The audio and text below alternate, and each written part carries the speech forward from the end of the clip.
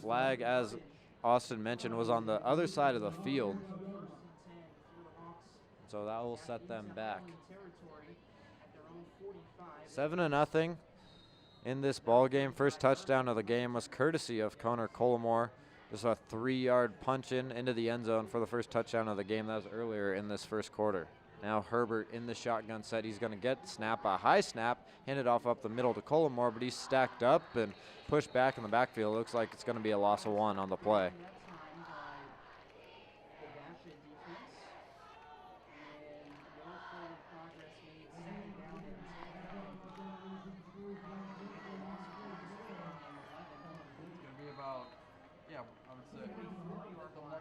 As a long second down, and they will mark it at 2nd and 11 here after a loss of 1 on first down. It's going to be an empty set here. Correction, it will be 1 running back on the backfield. So Herbert in the shotgun set. He's going to drop back to pass. He has pressure coming. He's rolling out of the pocket, and he's going to go down, and that's going to be a big loss for the Hawks. That time, good defensive pressure there by the defensive line of Basha. Getting into the backfield, flushing Herbert out of the pocket. He couldn't evade the pressure and just went down on the play. That's going to set up a 3rd and long for Highland.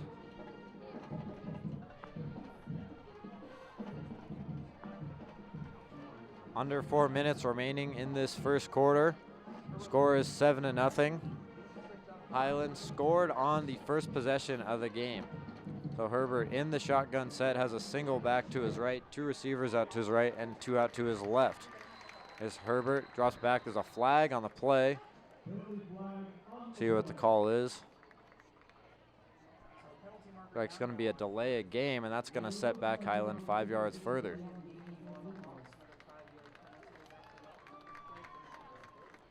But now that's going to, with the penalty or back-to-back penalties, is going to make it 3rd and 30. From the Highland 25-yard line.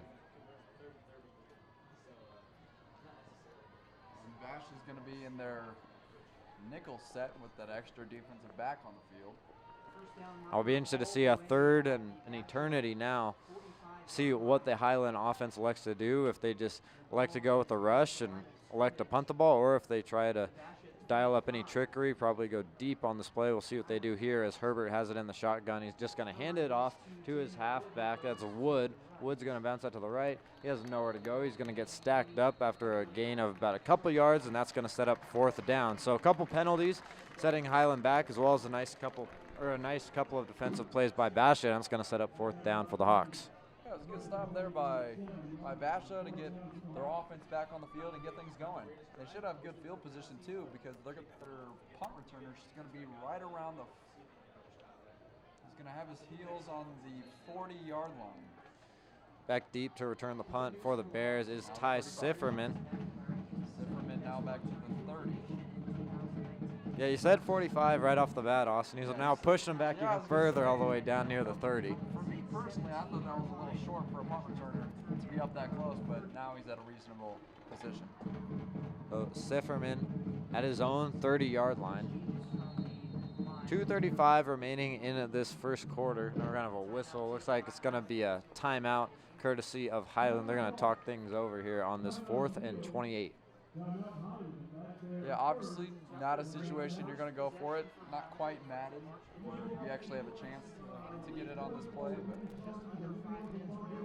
But after this punt, supposed punt, this would be a very good field position for the Basha right now, and maybe they can get something going here. For your head coach Brock Farrell, maybe just something he didn't like out of his team or out of their set on special teams. They're going to talk it over. Special teams unit's going to come back out now. Sifferman will still be back deep to return for the Bears. Yeah, score still 7-0 here with 2:35 left in the first quarter. Been a pretty steady, fast first quarter here. Nothing too fast, nothing too slow. It's been pretty steady. Pretty clean game thus far as well, not too many flags. What you'd expect between two undefeated teams going into tonight. Highland goes to their spread punt set. Well, Sifferman back at his own 30-yard line, awaiting the punt. Here's the kick. It's up and into the air. Sifferman's going to drift out to the left side. He signals for a fair catch, and he's going to catch it at his own 25-yard line, and that's where the Basha offense will set up, and it looks like it's going to be Connor Phelan back out on the field. As I mentioned, a two-quarterback system, or two quarterbacks that have been seen throughout the season for the Bears, and Phelan stays on the field for the second drive of this game.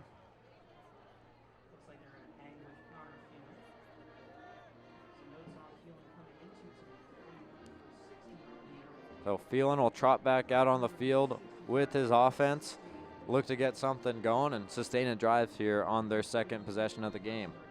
Yeah, Phelan's been pretty good this season. He's been 41 to 60 for 565 yards, 5 touchdowns, and only 2 picks. So pretty good stat line for him. Phelan's going to hand it off to his halfback up the middle.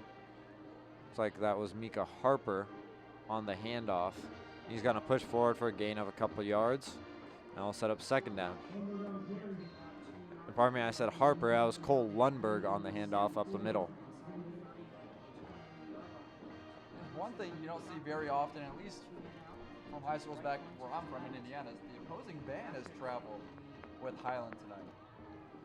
And Highland's band performed in the pregame as well, did a very good job as Phelan now gets a high snap, hands it off up the middle, and that play's going nowhere. There's going to be a loss on the play, and it's going to set up 3rd and long.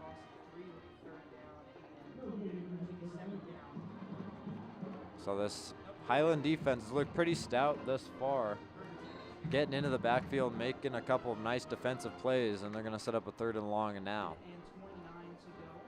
And one interesting fact about both this two-quarterback system for Basha is both the quarterbacks have a 112 quarterback rating. So some productivity from both quarterbacks, as we said, and a little bit of an interesting two-quarterback system, and we'll get to that in just a second as Phelan's in the shotgun set. There's no one in the backfield. He's going to set up a screen for Sifferman. Sifferman's going to cut upfield. He has a couple blocks. He pushes out the left side, evades a tackle, pushes further upfield, has a first down. He's all the way out to the 40, to the 30, and he's pushed out of bounds, but a nice reception after a nice setup screen pass. It's Ty Sifferman. He's going to push all the way into Highland territory. Yeah, very nice play. I actually thought he stayed in bounds, but apparently he stepped up. But nonetheless, a very good play there by Basha. So Sifferman with a nice reception. That's going to move the chains. The clock's going to stop under 55 seconds remaining in this first quarter. So they mark him out at exactly midfield. That's where Basha will have the ball. So not in Highland territory yet. Exactly at the 50-yard line is where the ball is spotted. So Phelan in the shotgun set. He's going to drop back, look to his right. Has a man Sifferman, and it's incomplete just past the outstretched hands of Sifferman. That's going to set up 2nd and 10. Just outside the arms, just outside the outstretched arms of Sifferman. We've mentioned him a lot lately, and that's pretty much because he's the jack of all trades in this team. We've seen him return punts, we've seen him punt the ball, we've seen him catch the ball, we've seen him run the ball, we've seen him do everything. Definition of the jack of all trades. So Sifferman in the shotgun set, drops back, gets rid of it quickly out to the right side. Sifferman again, and it's high and outside. It's going to be incomplete out of the hands of his intended target. Yeah, almost picked off there. Looks like Phelan didn't look off, or he did stare down his intended target, which was Sifferman at the time. And as a result, it was almost intercepted. A little bit of a dangerous pass there. Sifferman did a good job just to get his hands on it, but cornerback almost jumped that one. Nonetheless, it will set up 3rd and 10 with 45 seconds remaining in this first quarter. Phelan in the shotgun set. He's going to drop back to pass. Rolls out to his right. He's going to go deep down the right sideline. He has Mateen, and it's incomplete, but that's going to be a PI, a pass interference, and an automatic first down as Mateen was just swarmed on that pass downfield and literally thrown to the ground. Yeah,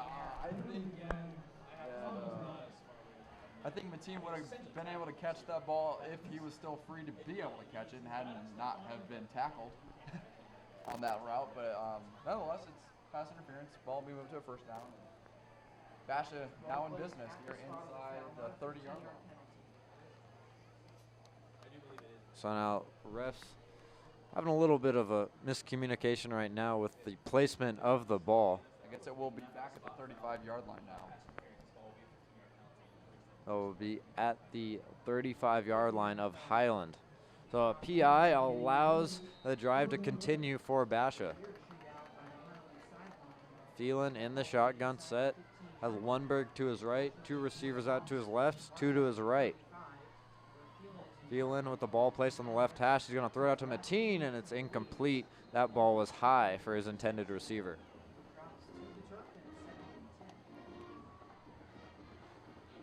34 seconds remaining in this first quarter. A 7-0 Highland lead. Their first and only score of this game was courtesy of Connor Collimore. He had a short rush inside of the Basha 5-yard line, set up the first touchdown of this game. That was earlier on in this first quarter. So Phelan gets his play call from the sideline. Play clock under 10. Has to get this one off quickly. Now it's under 4. Not sure if he's aware of it. Phelan looking for the snap. He does get it off. And I thought he got it off. Might have got off. Now there's a whistle. Looks like there's a penalty. And it's going to be picked up. As you mentioned, Austin, it looked like he got it off in time. And it's actually a timeout, so it's not a flag, not a delayed game. I don't know what's Didn't going go on anymore. So a timeout. So head coach Chris McDonald did notice that play clock was rolling down, and they're going to talk it over on the sideline here with 33 seconds remaining in the first quarter. Here with just under 35 seconds in the quarter, but you know, Bash has caught a few breaks over the course of this drive. They had a play for a first down. They got them out of trouble on 3rd down, and then they got that flag on the pass interference. So they've had a couple things go their way down the stretch in the first quarter to keep things alive on this drive. Definitely, and first quarter, as we mentioned earlier, awesome, but it's been a pretty clean game thus far. Some nice defensive plays by Highland. Offense for the Hawks looked good on their first drive. For some penalties set them back, and mentioned a couple penalties, but overall a pretty clean game thus far between two teams who are undefeated coming into this one. Oh, Phelan will break out of the timeout with this play call. There's a couple receivers out to his left, 2 to his right. There's a fake handoff. Now he's going to throw it out to the right side. He has his intended man. That's Zion Williams, who's wrapped up and gang tackled by a couple of white jerseys. Now, I don't know if you saw this, Andrew, but Zion actually did fumble the ball up in the air, and he did catch it. I know it was really quick when he did it, but he fumbled the ball a little bit, but he did remain in control of the ball, and it's now, I believe, a 2nd down, 3rd down, and short. So 3rd and short, it looks like that's going to be the last play of the first quarter as this clock winds down. And so at the end of the first quarter, it's Highland 7, Basha nothing here on the Sports 360 AZ live stream. Austin, I want to get your assessment of that first quarter. A 7-0 game, a pretty good ball game, but what were your initial interactions, thoughts just on that first quarter? So I thought there was both teams got bailed out during both different situations. We had some pass interference here for Basha when they got bailed out of a 3rd and long. And then for Highland, they just had that really long play down the sideline. It was a really good thrown ball by this quarterback. Really on defense is actually playing really well. We got a very clean ball game here on this fine, beautiful Friday night here on the southeast side of the valley. But again, like we've both been mentioning over the course of the night, very highly anticipated game. Both teams are undefeated, looking to duke it out here to remain undefeated. Definitely, and you look at these two teams, both 4-0 on the season. You ask, how did they get to that point? You look at the Basha sideline. They started week 1 with a 54-0 pounding at North Phoenix. Week 2, they came out, defeated O'Connor 17-13, picked up a 35-20 win here at home against Corona del Sol just a couple weeks ago, and then went at La Jolla Community High School and picked up a 31-13 win. So that is how the Bears have gotten to this point thus far. Yeah, Highland quarterback Herbert, he's doing pretty well this season. He's 51 to 70, 728 passing yards, 5 touchdowns and 2 interceptions, like I mentioned earlier. Very efficient for a quarterback at this level. So start of the second quarter, set to begin. Phelan in the shotgun set. He's going to motion a man to his left. He's going to drop back. Pressure coming. He's going to throw it, and he's going to be short for his intended receiver. It's going to set up a 4th down after that 3rd and short. So decision time now for the Bears. Not necessarily if this is in field goal range for them. Looks like Phelan's looking over to the sideline. You're kind of in no man's land right here where if you turn the ball over, Highland still has the length of the field to go, but if you convert, then obviously you're still in business. So 4th and short, and it looks like the Bears are indeed going to go for it. And as Austin mentioned, a little bit of no man's land here, so they'll go for it here on 4th and short. Phelan in the shotgun set. He has the snap. He's going to hand it off to Lundberg. Lundberg breaks the tackle. Now he's going to break into the open field. He's out to the 20 all the way down to the 15-yard line before he's tossed to the ground. But a 1st down for the Bears. That's going to move the chains and keep this drive alive. Yeah, we have the, like I mentioned earlier, we have the coordinators for Highland in the booth right next to us, and they were not very happy with that last play. And not very happy because they had pressure in the backfield. They had a man there to make the tackle against Lundberg, and Lundberg just did his job and was able to evade a tackle, kept the drive going. But as you mentioned, Austin, those coordinators just to our left in this booth right now were not too happy. Yeah, one of them actually stood up and almost threw his headset, so not too happy. So Phelan going to hand off up the middle. He's going to hand off to Lundberg, and he's not going anywhere. He's stacked up at the line of scrimmage. Looks like there's a fumble, and it's going to be Highland football.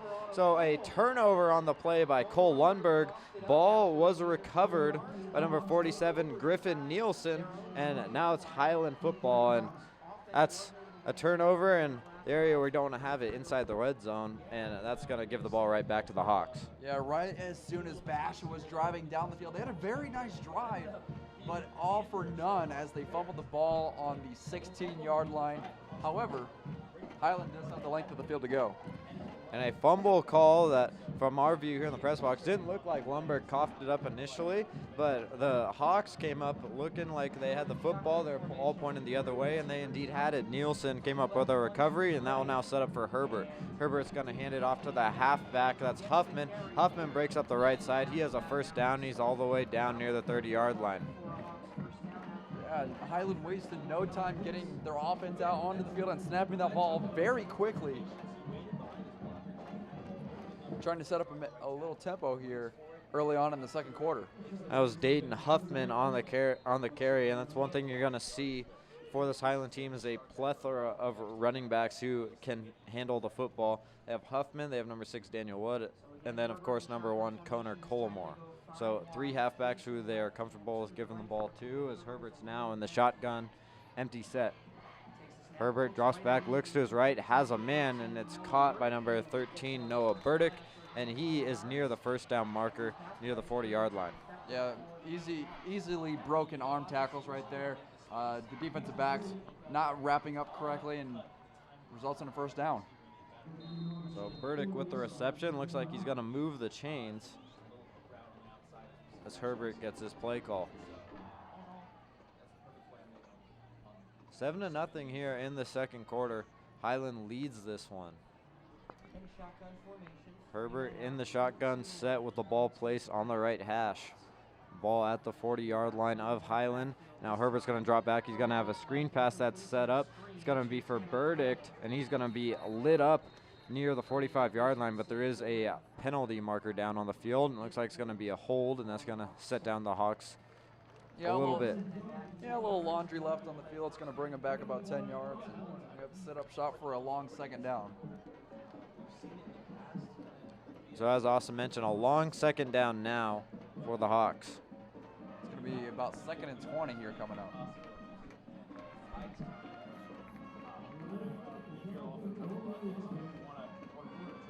So holding on the field is what the call was. So ball, which was originally out near the 40-yard line, going to get pushed all the way back now near the 25. It's going to be at the 27-yard line of the Hawks.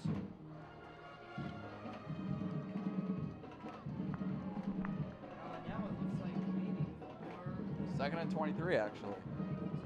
Looks like not 2nd and 23. They're going to keep it at 1st and 23. So the 1st down remains. So 1st and long for the Hawks.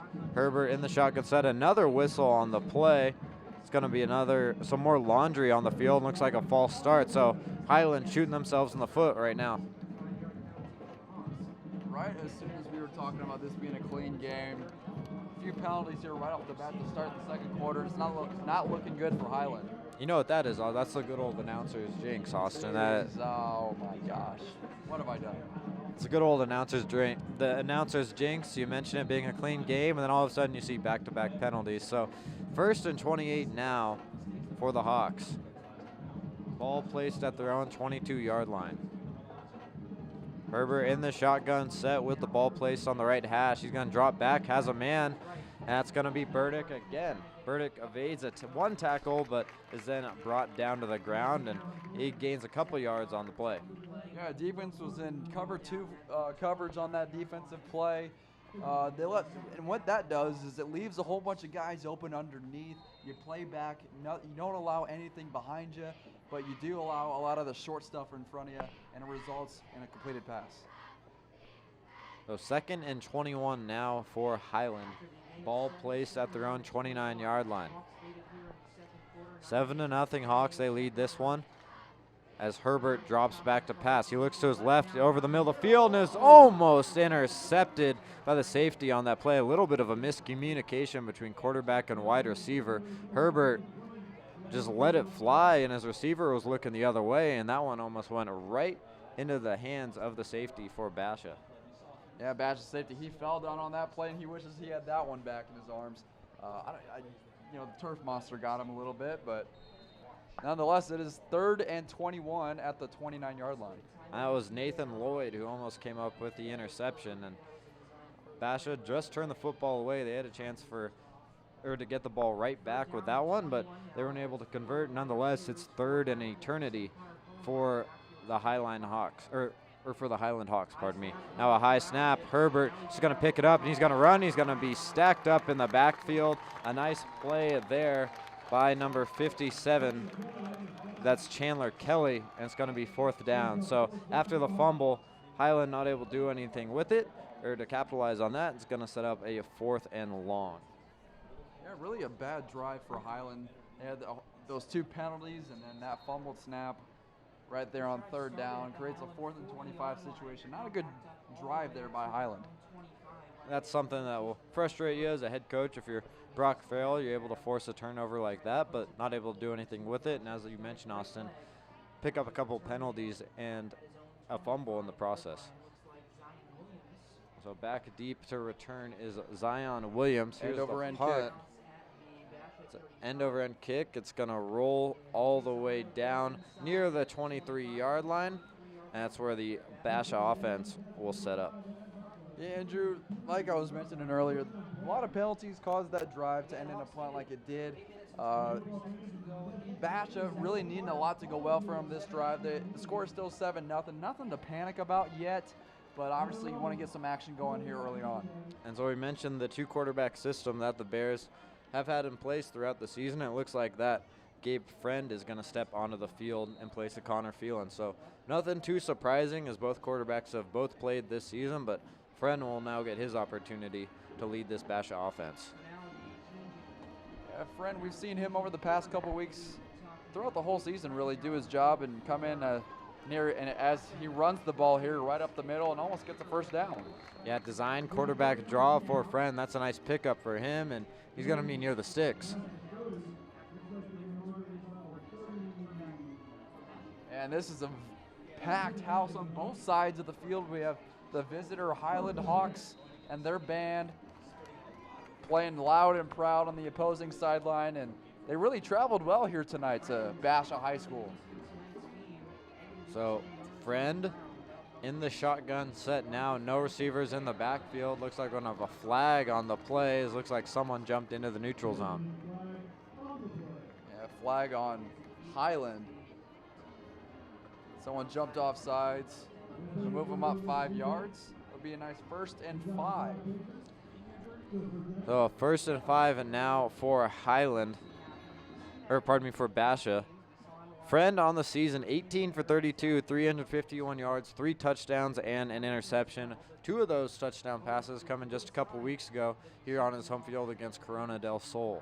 So Friend in the shotgun set has 3 receivers out to his left. He's going to look that way. He has Mateen. Ball's deflected, and it was incomplete as it falls to the ground. But dangerous as that one was tipped near the line of scrimmage, and it could have been picked off. Yeah, the flow of this game has settled from nice and steady to it seems like everyone on the field is rattled, and now there's another flag. Another flag on the field. Not too sure what they're going to call in this one. Sideline warning. Late penalty coming in from Bash's sideline. Penalty on the sideline for overcrowding the line. That first line there on the sideline. So first sideline penalty of the night. And I'm a little perplexed by that call. Usually there's a warning of usually some there sort. is a warning, but it's maybe the refs have been giving them warnings throughout the night. I don't know, but there is a penalty. So Friend, following the flag, completes a pass over the middle, and that's going to push the ball even further forward. Yeah, they're going to stick with Friend here.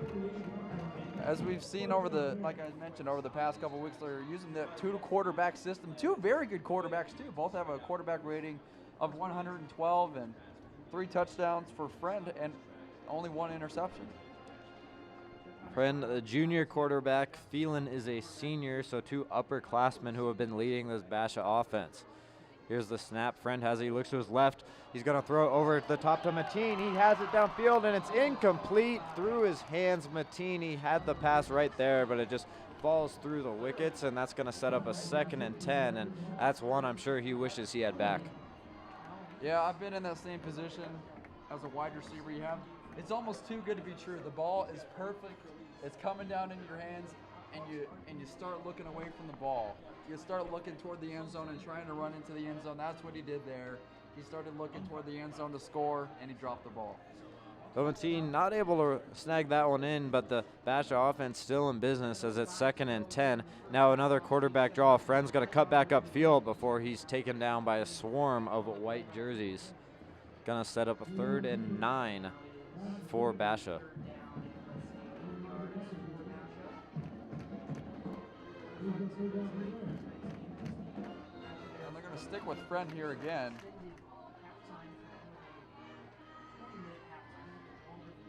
Highland is in their nickel set with the extra defensive back on the field.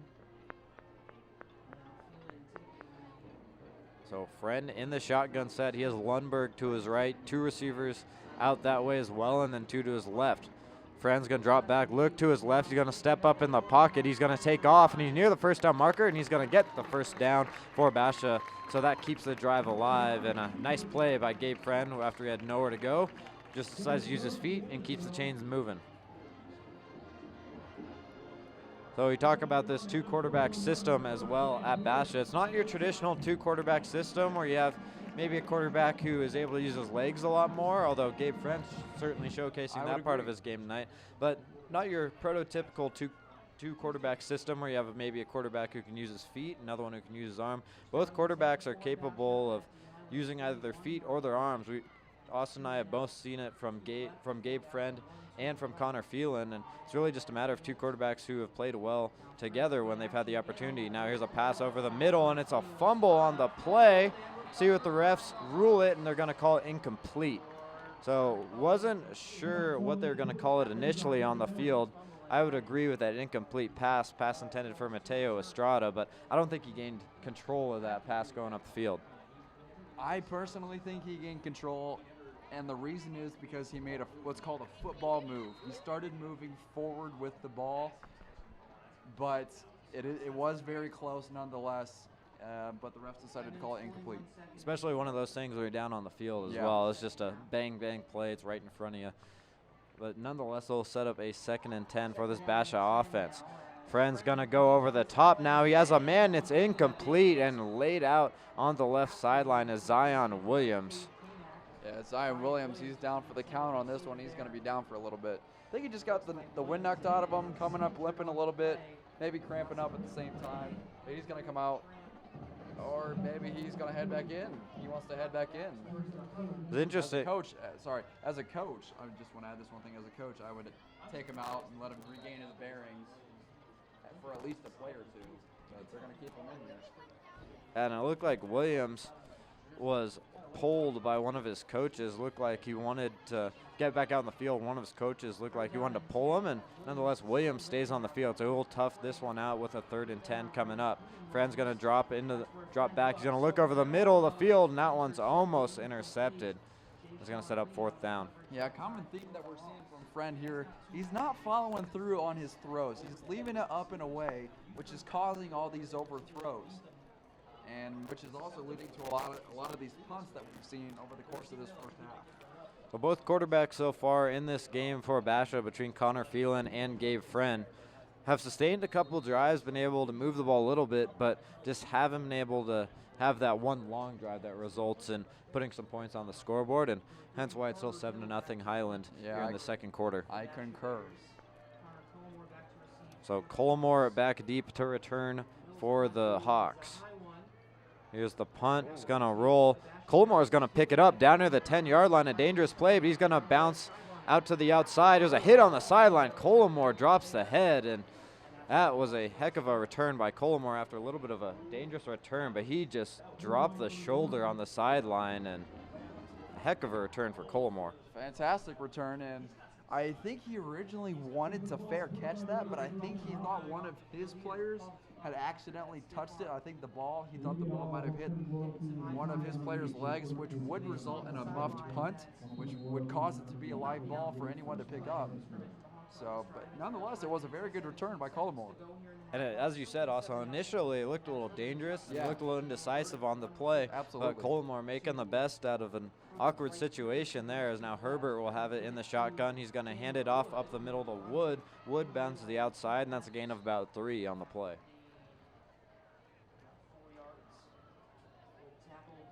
So Daniel Wood on the run. On the season, he has 310 yards, or at least coming into this game, had 310 yards, was averaging nearly 14 yards a carry. Which is absurd.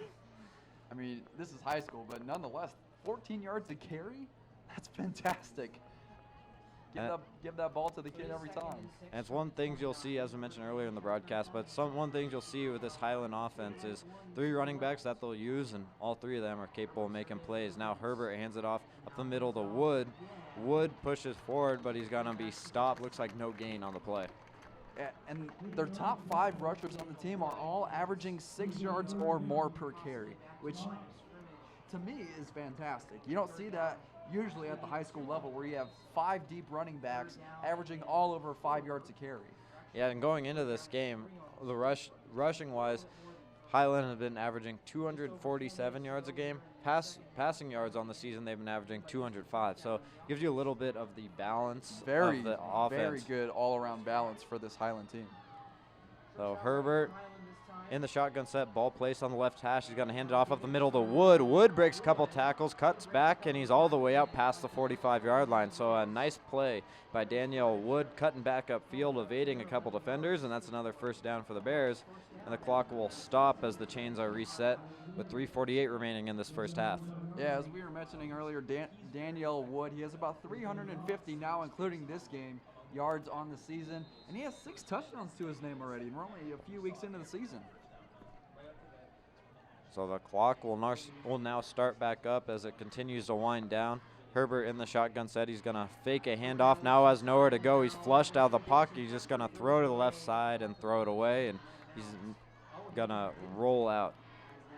Yeah, very good pressure there by the Basha defensive line. It seems like almost all 4 of those defensive linemen broke through the line of scrimmage and were able to get a lot of pressure on Herbert.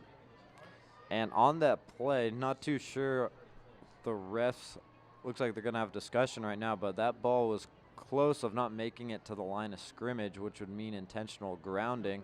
See what they call. They're still having a discussion over there, and it looks like the refs are going to pick up the flag. There was a flag on that far sideline, but they're going to pick it up. Yeah, the criteria, for those who don't know, for an intentional grounding is the quarterback has to be outside the tackle box, which is essentially outside the left or right tackle, and the ball has to go past the line of scrimmage. And fortunately for Herbert, it completed both that criteria. So Herbert in the shotgun set once again. He's going to throw it out to his wide out to the right side. He has a man. He's going to push up the field. Is number 17, Tanner Crandall. He has a nice gain on the play and got a nice block on the outside. Yeah, nice little move there by the junior. Crandall does have a touchdown this season. Not one of the main targets for Highland, but he is a target. And a very nice play there by the junior. So with that reception, I'll set up a 3rd and a 3 for the Hawks. 3:26 on the clock here in a 7-0 ball game. Highland leads this one as Herbert's in the shotgun set. He's going to motion a man to his right. Here's the snap, and it's over the head of Herbert, and it's back in the backfield, and Herbert's just going to fall on it, and that has to be frustrating as I'll now set up a 4th down for the Hawks. Yes, not a little bit, snapped way over the head of Herbert, and that reminded me of the play in Super Bowl 48, I believe, when the Broncos and Peyton Manning, the Broncos were backed up against their own goal line, and the center snapped the ball way over Peyton Manning's head and resulted in a safety. So after the snap that was thrown way back into the backfield, is going to set up 4th and 14. Back deep to return for Basha is Zion Williams. Here's the snap, another high snap over the head. And the punter picks it up. Still a very good punt.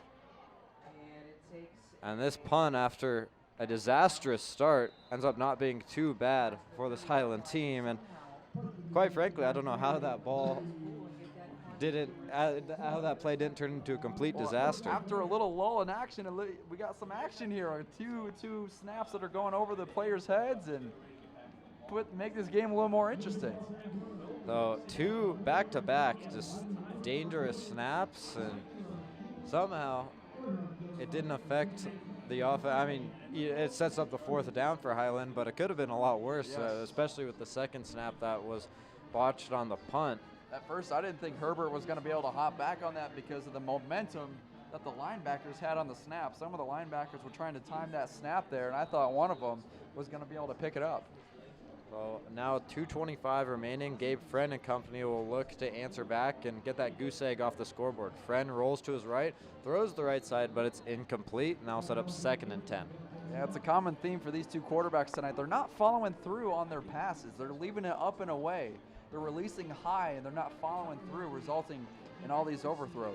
I think a little bit of that credit goes to the Highland defense as well. They've had some decent pressure tonight as well. They've really gotten to the faces of the Basha quarterbacks, and they've caused some problems in the backfield. Yeah, not trying to take away from Highland or anything. They've been playing very sound defense. Their defensive line has stood out to me, getting a lot of pressure on Phelan and Friend tonight.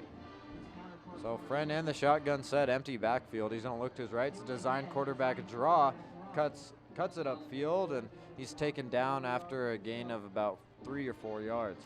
So clock winds down under 2 minutes and 10 seconds as we near the 2-minute mark of this first half.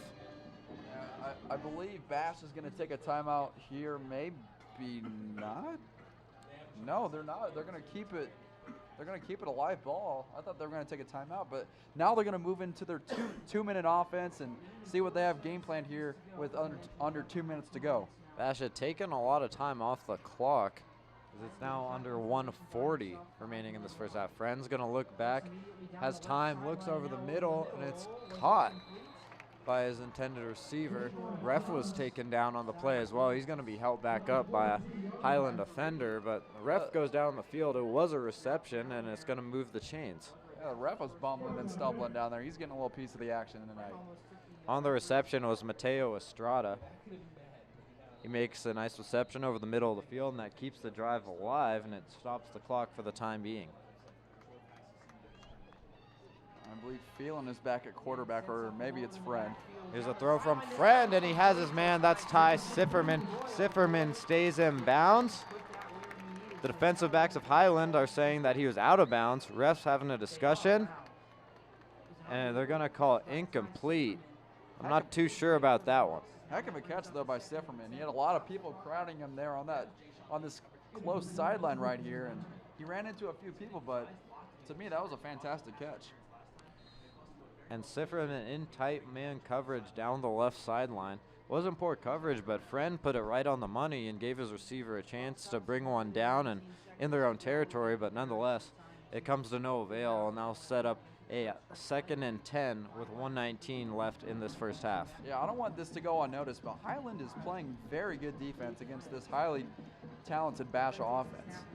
Here's a throw from Friend. He has Sifferman. Sifferman doesn't get out of bounds, and that's big because the clock continues to wind down.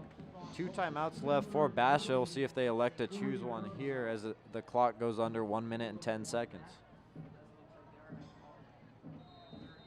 We'll set up 3rd and 5 for the Bears. Friend with the ball placed on the left hash mark. He's in an empty set, drops back, looks to his right, has a man over the middle of the field, and it's incomplete. That pass intended for number 4, Andy Robinson. Yeah, Robinson almost had a nice one-handed catch, but he couldn't hold on. Going to be another 4th down punt with under 50 seconds to go here in the first half. Robinson did everything right on that play, found the soft spot in the defense, had a chance to make a reception, and not too sure if he stumbled going over the middle of the field or it looked like he did stumble a little bit. Blew a little bit of a tire and just wasn't able to get 2 hands on it. Still almost made the reception with 1 hand, but now it's going to be Colomore who's back deep to receive. He's going to break 1 tackle. Now he has about the whole Basha team, it seems like, on him right now on the left sideline. He's still not able to be taken down, but not too much going on the play. He gains about 1 on the punt return, but it's going to be with the ball at the 21-yard line, under 40 seconds remaining. What do you think they're going to do here, Austin? I think they're going to try and just take a knee here. I wouldn't risk trying to throw the ball deep, but you never know. You might be able to complete a pass over the middle or on a sideline. Preferably, ideally you would like to complete a pass on the sideline, stop the clock, get out of bounds, reset, and get another play off, or possibly call a timeout to get another play going. But I don't know. For me, I wouldn't risk it because you never know what could happen in high school football, either a pick six or a fumble with these centers tonight. So here's Herbert. He rolls out to his left. He's going to throw downfield. He has a man, and it's incomplete.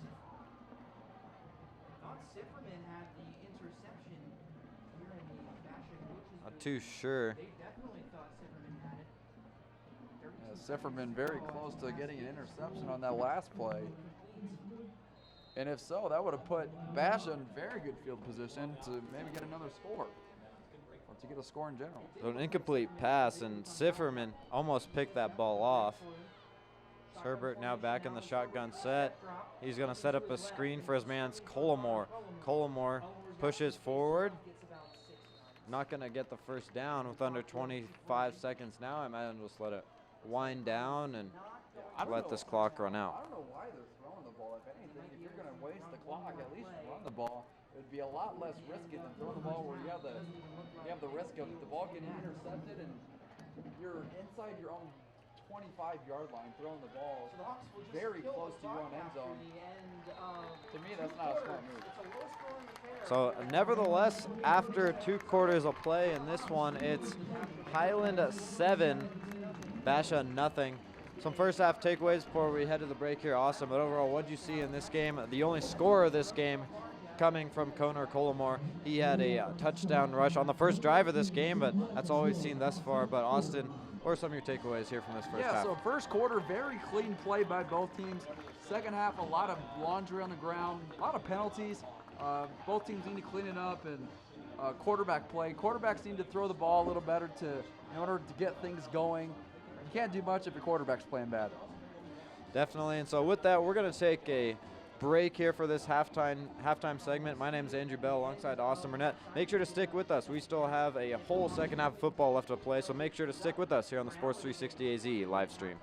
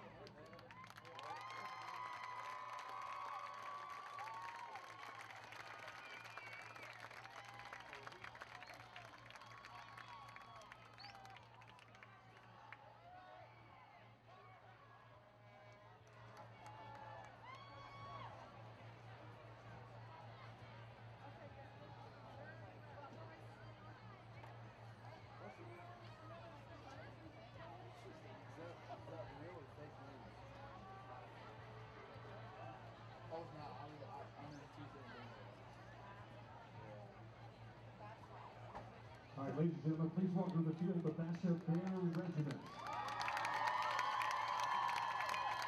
The Basha Bear Regiment is known for entertaining performances and high-energy productions. The regiment consistently through fine arts and festivals and competitions throughout Arizona.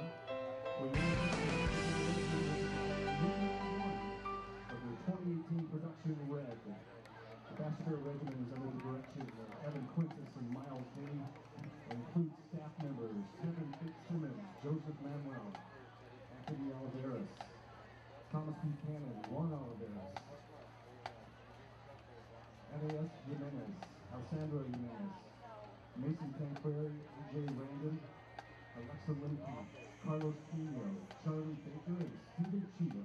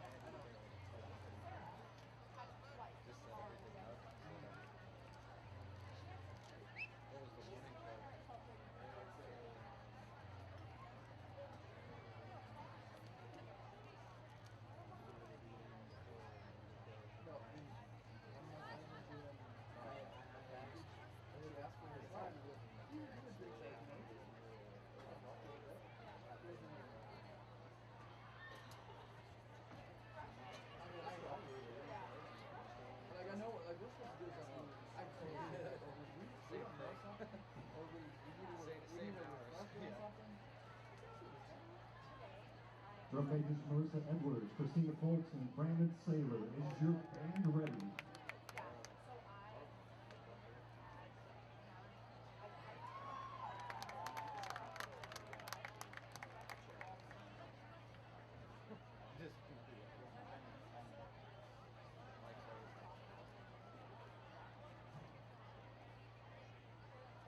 Now, I did know that he had some tire problems earlier.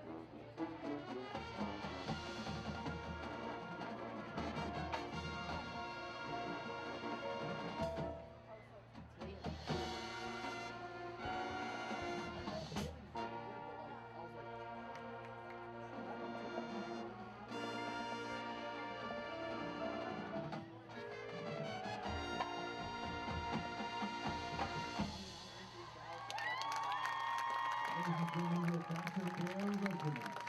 Now please welcome future Basha Bears as we play one of our favorites, The Land of 1,000 Dances.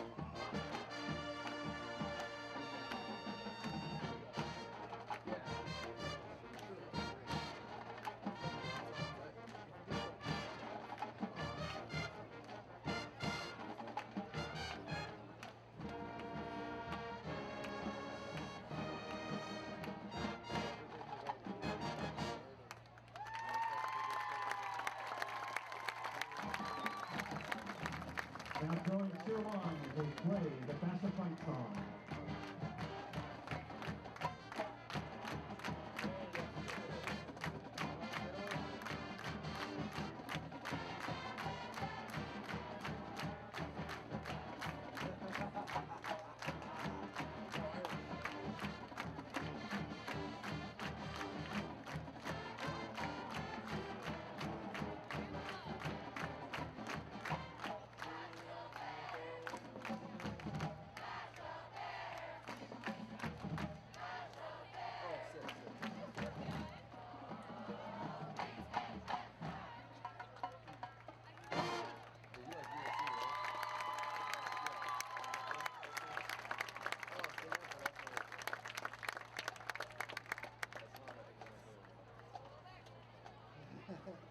Please join me in welcoming your 2018 royalty winners and nominees.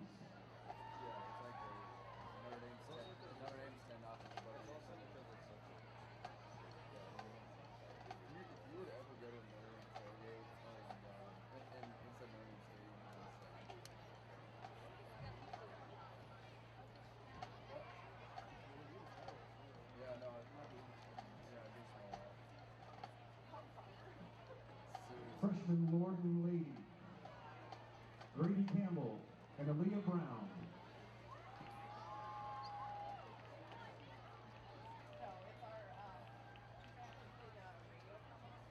Sophomores Duke and Duchess, Kate Malloy and Sandy Del Monte.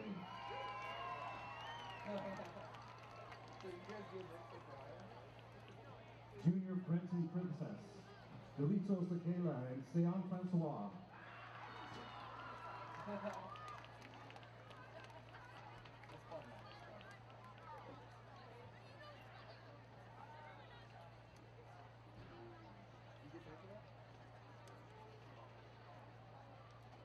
And now our senior nominees for homecoming King and Queen, Storm Mendoza and Riley Coleman. Storm Mendoza is a varsity football player and team captain. He plans to attend ASU in the fall. Riley Coleman is involved with KDC as vice president, captain of varsity pong and judo. She plans on attending the University of Oregon to become an orthodontist.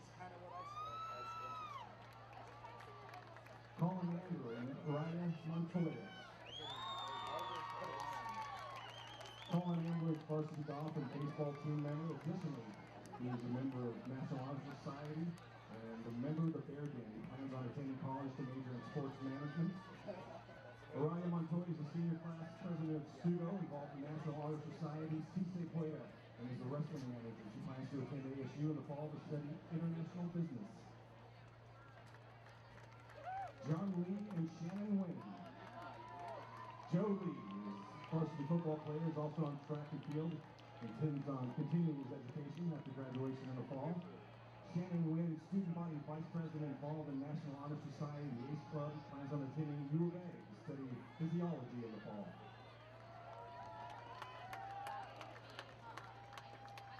Arja Panja and Allison Wright. Arja Panja is president of National Honor Society, member of Science is Fun, vice president of Leo Club, chief science officer, and volunteers at the Chandler Regional Medical Center. He plans to pursue a degree in biological science and to become a neurosurgeon. Allison Wright's been in Studio for 4 years. She's a member of the National Honor Society and is a Chandler Service Club flower girl. She plans to attend the University of Utah in the fall. All right, drum roll if you got it. It's my pleasure to announce this year's homecoming King and Queen, Arja Panja and Shannon Wynn.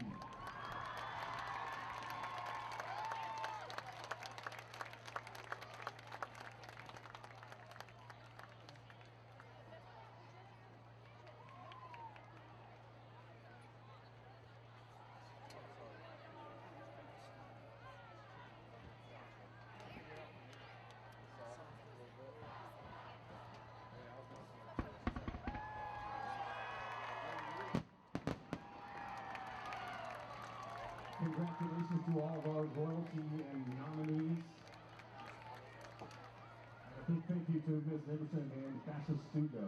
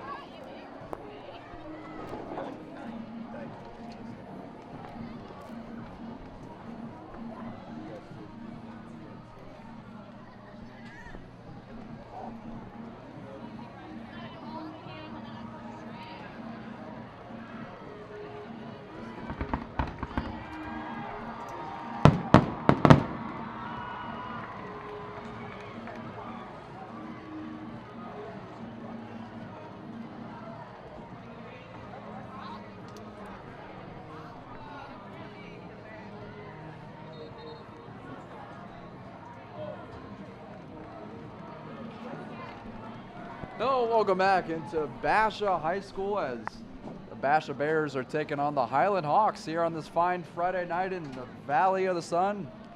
Andrew, we got a very tight ball game, 7-0 in favor of Highland. What do you expect coming out of this coming into this second half? I think going into the second half, obviously Basha with a goose egg on the scoreboard. I think a big point of emphasis in the locker room probably at halftime was probably getting the offense going a little bit, getting Ty Sifferman involved a little bit more, and just going back to the bread and butter, and that's really spreading the ball around the field, being more well-rounded and using both sides of their offense. I thought the rushing game was limited a little bit, and that forced them to pass the ball a lot in the first half and become one-dimensional. And I think going into the second half, that's going to be a big point of emphasis, is get their main guys involved, go back to their bread and butter, and hopefully try to scrape away some points against a Highland defense who looked very good in that first half. Yeah, not too many stats on the ground over the first half. We've seen a lot of passing, and I would say at least 75% passing by both teams. And as the kick is up, and it is away into the Phoenix Valley Knights. Have a nice touchback. It's going to be spotted at the 20-yard line coming out. Let's see who Basha decides to go with at quarterback to start the second half. And that's one thing I've been impressed with tonight is Austin McNamara on the kickoffs. He has not disappointed. He's been kicking balls through the back of the end zone. He has a very strong leg for this Highland team. Yeah, absolutely. Looks like they're going to send out their starter, Connor Phelan, to start. And it looks like it will be Phelan, number 12, to start at quarterback this second half. For those who are just tuning in, Phelan is 41 of 60 for 565 yards, 5 touchdowns, and only 2 interceptions to his name. So very solid start for Phelan over the course of these first few games of the season. Phelan hands the ball off right up the middle to Lundberg, and he gets a short gain of about 2. And as I mentioned, Austin trying to reestablish that game on the ground. It's one of those games against a stout Highland defense where everything's not going to be pretty. You might need a couple plays where you just pound it into the ground, you only gain a few yards, but really reestablishing that run game, even if it's maybe not for a big game, I think it's going to be pivotal for them. You're not going to see a lot of long rushes, I think, from this Highland front. But like I said, just kind of those little gash plays that can open up a little more things offensively. And it will be Phelan in the backfield. 2 receivers to his left and right. 1 running back in the backfield, and he takes the ball off, and it is just overthrown to Sifferman. It will be 3rd down and about 8. And that time in coverage was Dayton Huffman, who is one of the halfbacks on this team for Highland. He's that time in coverage on the defensive side of the ball. Did a good job just to cut off the check down, and then Phelan tries to go over the top and tries to just throw it away, but a little too close to the sideline and almost was an interception. As Phelan comes out with a 1 running back set in the shotgun, drops back to pass, look over to his left, and it is almost intercepted, incomplete to Sifferman. It'll be a 4th down and about 8. And there's Huffman again, that time in coverage, doing a good job on Sifferman, just giving him no room to breathe. Phelan hit him on time, and Huffman was just right there to sniff that one out right on top of him and forced him to throw it high, and just like that, it's a 3-and-out to start the second half. So it will be Connor Cullimore back to receive this punt. His heels are at about the 43-yard line. And this is a short end-over-end kick out of bounds at right around the 48-yard line. Set up shop for Highland at the 48-yard line, and they're in pretty good shape to start this second half. Definitely. I think if you're the Hawks coming out of the locker room on the road looking to secure a victory in this one, I think this is the exact start to the second half that you want. Your defense forces a 3-and-out. Your offense gets good field position near midfield, and we saw penalties really hinder them in that first half. If they're able to keep or limit those penalties, I think that's a big key for them going into the second half, and really big point of emphasis on this first drive. Yeah, as Highland gets their drive started, it's going to be Huffman, and he's going to be stopped for a short gain, if not 0 gain.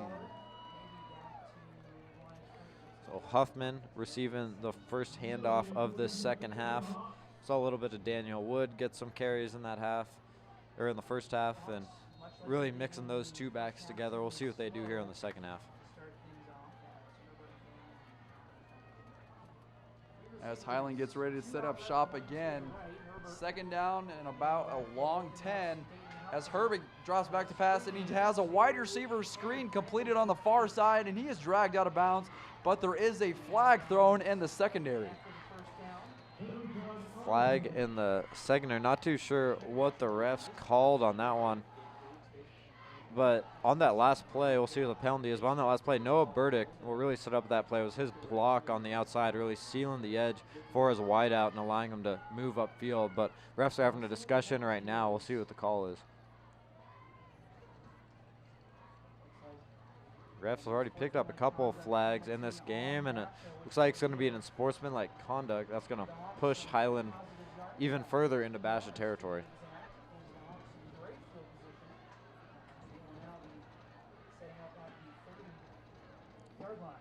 And looks like Herbert and company will set up shop at about the 27.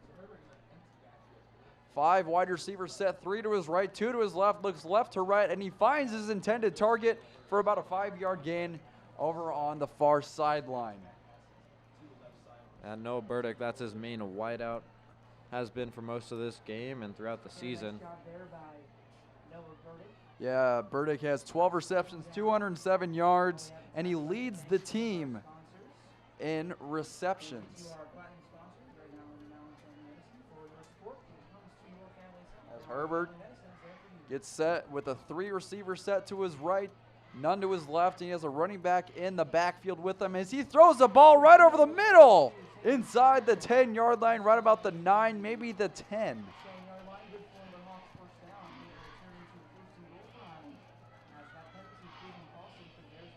Yeah, nice play there over the middle, just a little quick slant, and Herbert's able to find his man in the coverage, and this offense just continues to roll. Something about the first drives of halves that really gets this Highland team going. Saw it in the first half, looking to do the same thing and repeat that success here to start the second half. Yeah, Herbert in the gun, 2 receivers left, 2 receivers to his far right, 1 running back in the backfield with him. Looks over to the left, lobs up for a fade route, and it is caught in the back of the end zone for a Highland touchdown to Burdick. And a beautiful ball by Herbert to Burdick in the back of the end zone. That was a beautiful throw. He saw man coverage on the outside. Just gives his best receiver a chance to go up and make a play. That's exactly what he did. Just like that, it's 13-0 Highland, and a beautiful connection between the top quarterback and his receiver. Yeah, as we await the pending point after touchdown to make it 14-0. The snap is down, the hold is down, and the kick is up, and it is good. Highland up 14-0 here with 9:45 left to go here in this third quarter. Andrew, not looking good for Basha right now. Yeah, you know, if you're a Basha, you're on that sideline, all that momentum shifts to the Highland sideline. The offense hasn't been able to get anything going really throughout this game. And if you're on sideline, you're really maybe looking for a big returner on special teams. We haven't seen it because of McNamara's leg. He's just been kicking the ball at the back of the end zone. But something, whether it's a turnover, whether it's a big play, if you're the Bears, you're looking for something. Obviously, you don't go out of your way to try and create a big play, but you're looking for something to get you going, shift that momentum back on your sideline. Because right now, Highland's been able to sustain a decent amount, and on the road, really take advantage of this Basha team. And it's really been a credit, starting with the defensive front, is their job. They've done a good job of making a couple stops, making things difficult on this Basha team, and it's allowed the offense to have timely scoring with two scores at the beginning of drives, both in the first and second half. Yeah, you talking about Austin McNamara, the senior kicker. This guy's really tall for a kicker. He's 6'4", 168 pounds, and he's using that height and weight to boot that ball out of the back of the end zone, as he will boot this one out of the back of the end zone. Surprise, surprise. Ball will be on the 20-yard line to start the drive for Basha. Surprise, surprise, McNamara boots another one out of the back of the end zone. He's had a booming leg in this one so far tonight. I don't think we've had one return for the Bears, aside from punt returns, of course, but yeah, kickoffs. And I don't know his stats for touchbacks this season, but I wouldn't be surprised if he's one of the top in the state for touchbacks this season. So it looks like they're going to keep Phelan out there as well for the second drive of this second half for the Bears. Yeah, Phelan in the shotgun set. 2 receivers left, 1 to his right, 1 right running back to his left as he hands it off to his running back, Lundberg, for a short gain. If actually it might be a loss on the play. Once again, we highlight that Highland defensive front. They've done a really good job in this game, just not allowing any big runs, plugging the holes, swarming to the ball, and just making things extremely difficult to run the ball against them defensively. This Bash team's really struggled in that aspect of the game. As Phelan is in the backfield, 1 running back to his left, 2 receivers left, 1 to his right. Drops back to pass, looking left to right. He heaves one downfield, and it is caught out of bounds at the 35-yard line, and that is caught by Harper. And that was actually down the left sideline. That was came to Mateen with the reception. Sorry, it looked the 6 and the 8 looked very similar from up here in the press box. Oh no, I've had those difficulties before too, Austin, especially with the numbers. But Mateen, that time we talked about a big play, trying to get their team back in this one. That time, just a streak down the left sideline. Phelan's able to find Mateen, and that's a big play. Maybe just turn a little bit of momentum back to the Basha sideline. Absolutely is. Phelan is in the backfield now in the shotgun set. Rolls out to his right, looks down the field, and it is just out of the outstretched arms of Tanner Sifferman. Yeah, Sifferman that time had a step and was near the sideline. Phelan just led him a little bit too much, and now set up second down. Yeah, 2nd and 10, ball on the 40-yard line, 14-0 in favor of the Highland Hawks with 8:55 left here to go in the 3rd quarter.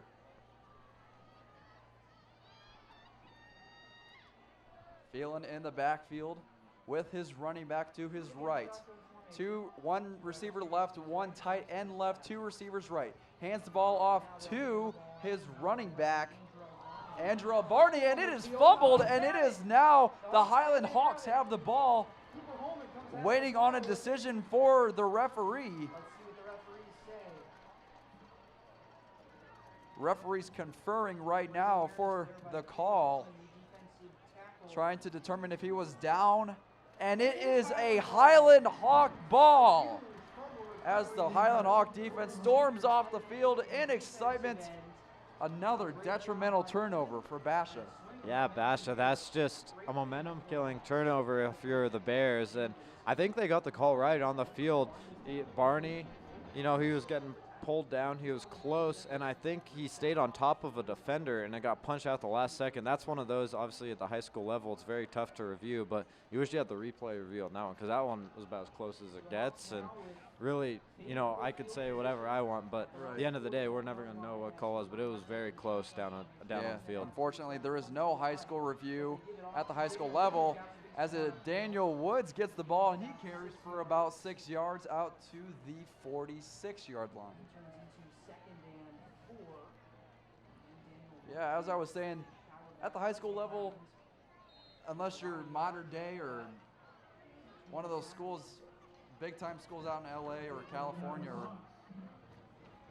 or Bishop Gorman out in Las Vegas, they usually don't have official reviews at the high school level like they do in college and the NFL. Herbin in the shotgun formation, 3 receivers right, hands it off to Woods up the middle, and Woods gets a push from his offensive line, and there will be many flags on the play.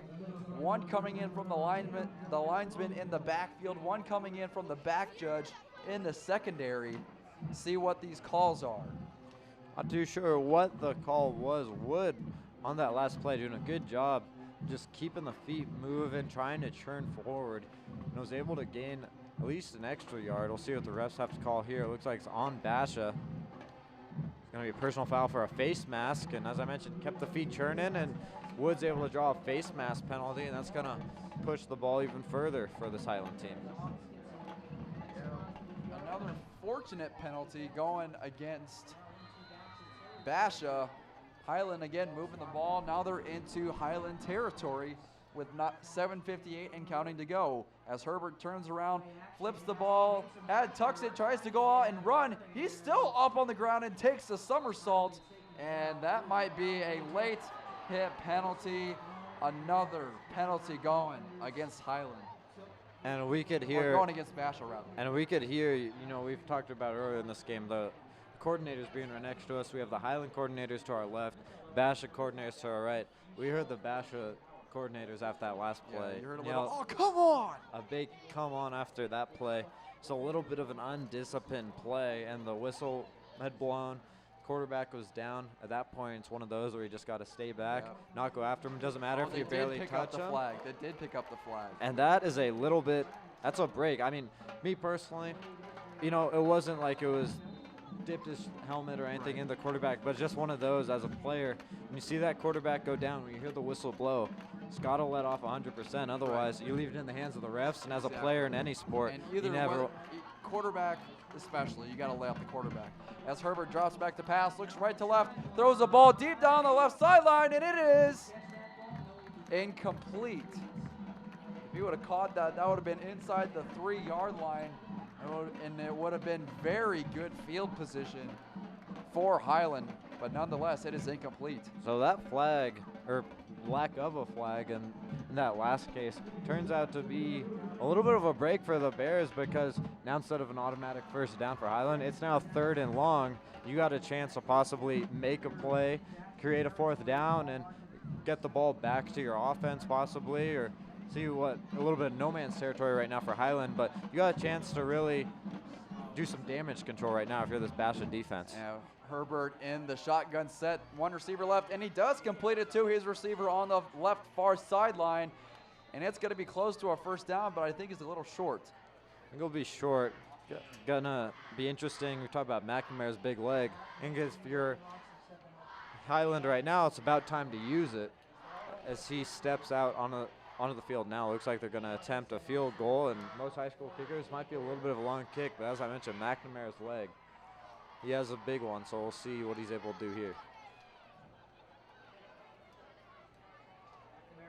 Waiting the snap, and the snap is down, the kick is up, and it is a line drive kick, and it is good. About a 35-yard field goal from McNamara to put Highland up 17-0 with 6:40 left here in the 3rd quarter. And I'd say I'm surprised by that kick. You know, a little bit of a long kick at the high school level, but McNamara, he's proven it this game that he has a monster leg, and he showcases it that time. Seen it boot it through the back of the end zone, but that time proven that he can kick it through the uprights as well. And with that, a 17-0 game, all because of a Basha turnover, a fumble after a huge reception that came to Mateen. That's a huge momentum shift, but if you're on that Basha sideline, you got to realize, you know, you've had a couple plays, a couple turnovers. If you clean those up, you still have a chance to, you know, get back in this ballgame. Still an eternity left. Just got to get the offense moving and really dig deep right now. Yeah, and if you're Basha's coach right now, what are you telling him? I think it's just what I said. You know, keep your head up. Is, you know, 'Cause you're not out of it yet. You're despite not some out of the mistakes that, you know, the teams might have made, or some of the penalties, some of the turnovers that we've had, if you clean those up, there's still plenty of time left. You just got to dig deep in the bag right now and really see what you're made of. A little bit of a gut check time for this Basha team. Yes, McNamara kick is up, and it is, guess what? None other than a touchback. Another touchback for McNamara.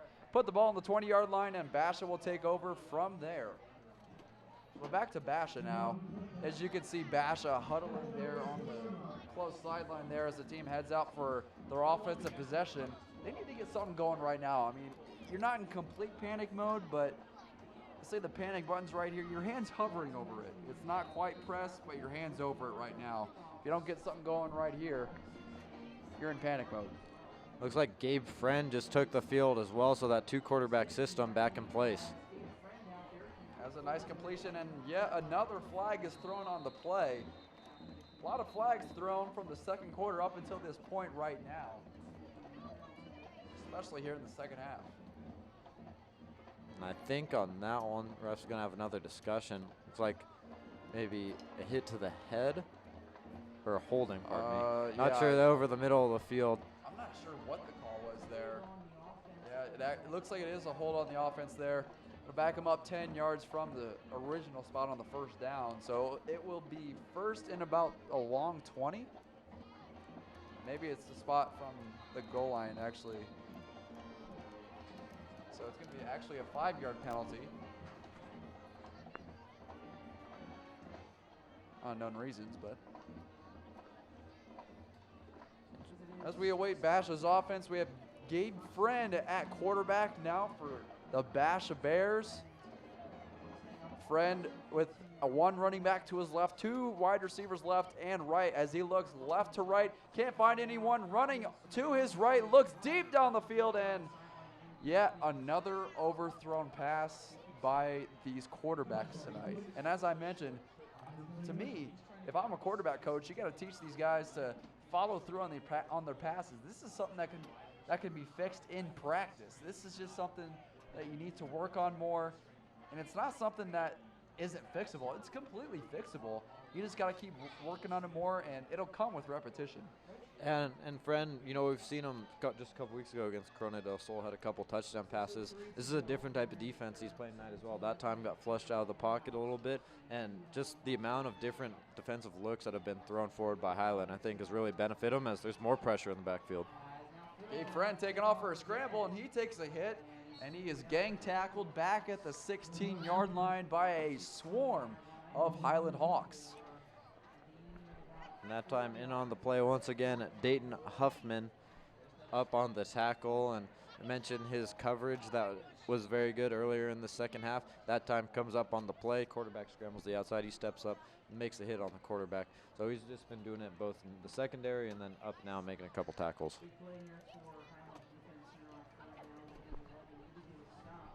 If you're Highland, if you get a stop right here, you're in good shape. But if you're Basha, you need this long 3rd and 11. As Gabe Friend is in the backfield with 1 flanker to his right, 1 running back left. As he scrolls out, tries to find a receiver, and it is incomplete. And it's going to be a 4th down and 11 with 5:10 left here in the 3rd quarter. So a 3 and out, exactly what you don't want if you're this Basha Bears offense right now. That time, Friend doing a good job, buying some time, rolling to the outside. He had his intended man, that was Ty Sifferman, and just wasn't able to reel in the catch, and that's going to set up a 4th down.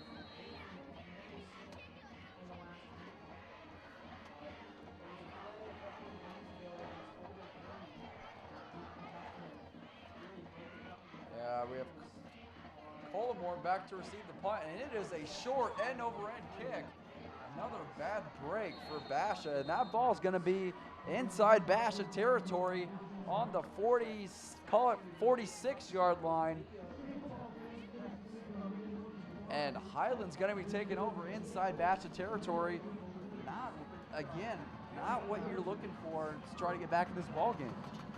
And you know, we talk about the Basha sideline trying to flip momentum back in your favor. If you're on that Highland sideline right now, big point of emphasis of your head coach Brock Farrell is you could possibly not end this game right now, but you can certainly kill the will of the other team with a score here.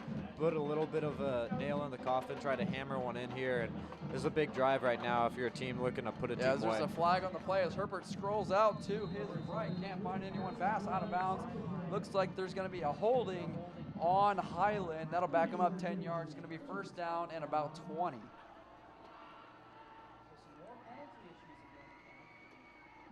Yeah, and that's something if you're just starting the drive with good field position.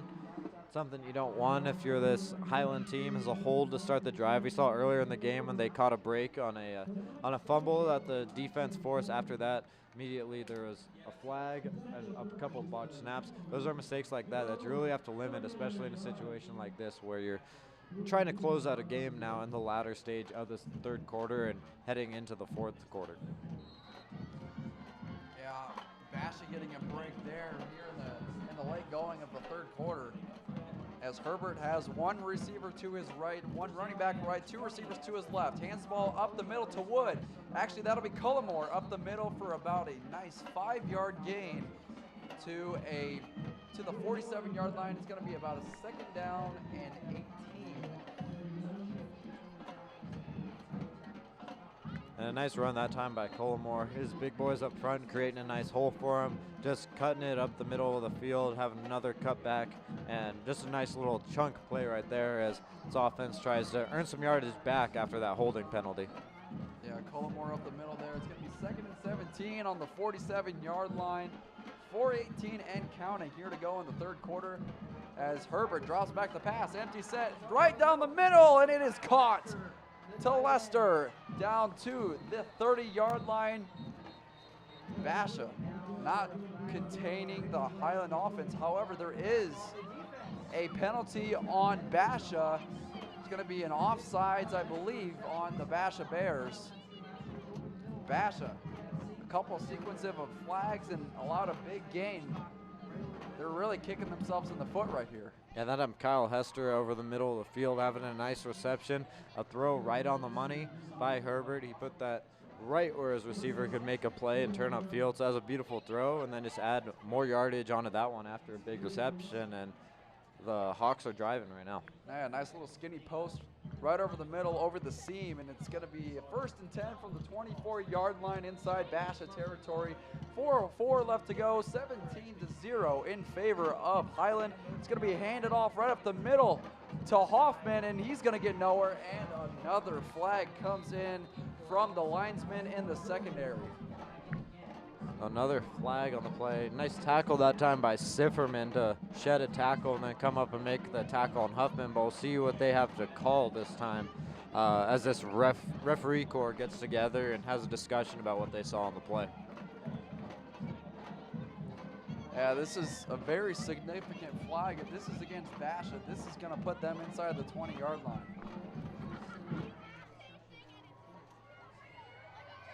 And it will be on Highland. Back them up 10 yards, it looks like. So a hold on Highland. On the Hold or a block in the back. That'll send them back 10 yards, and it's going to be about a...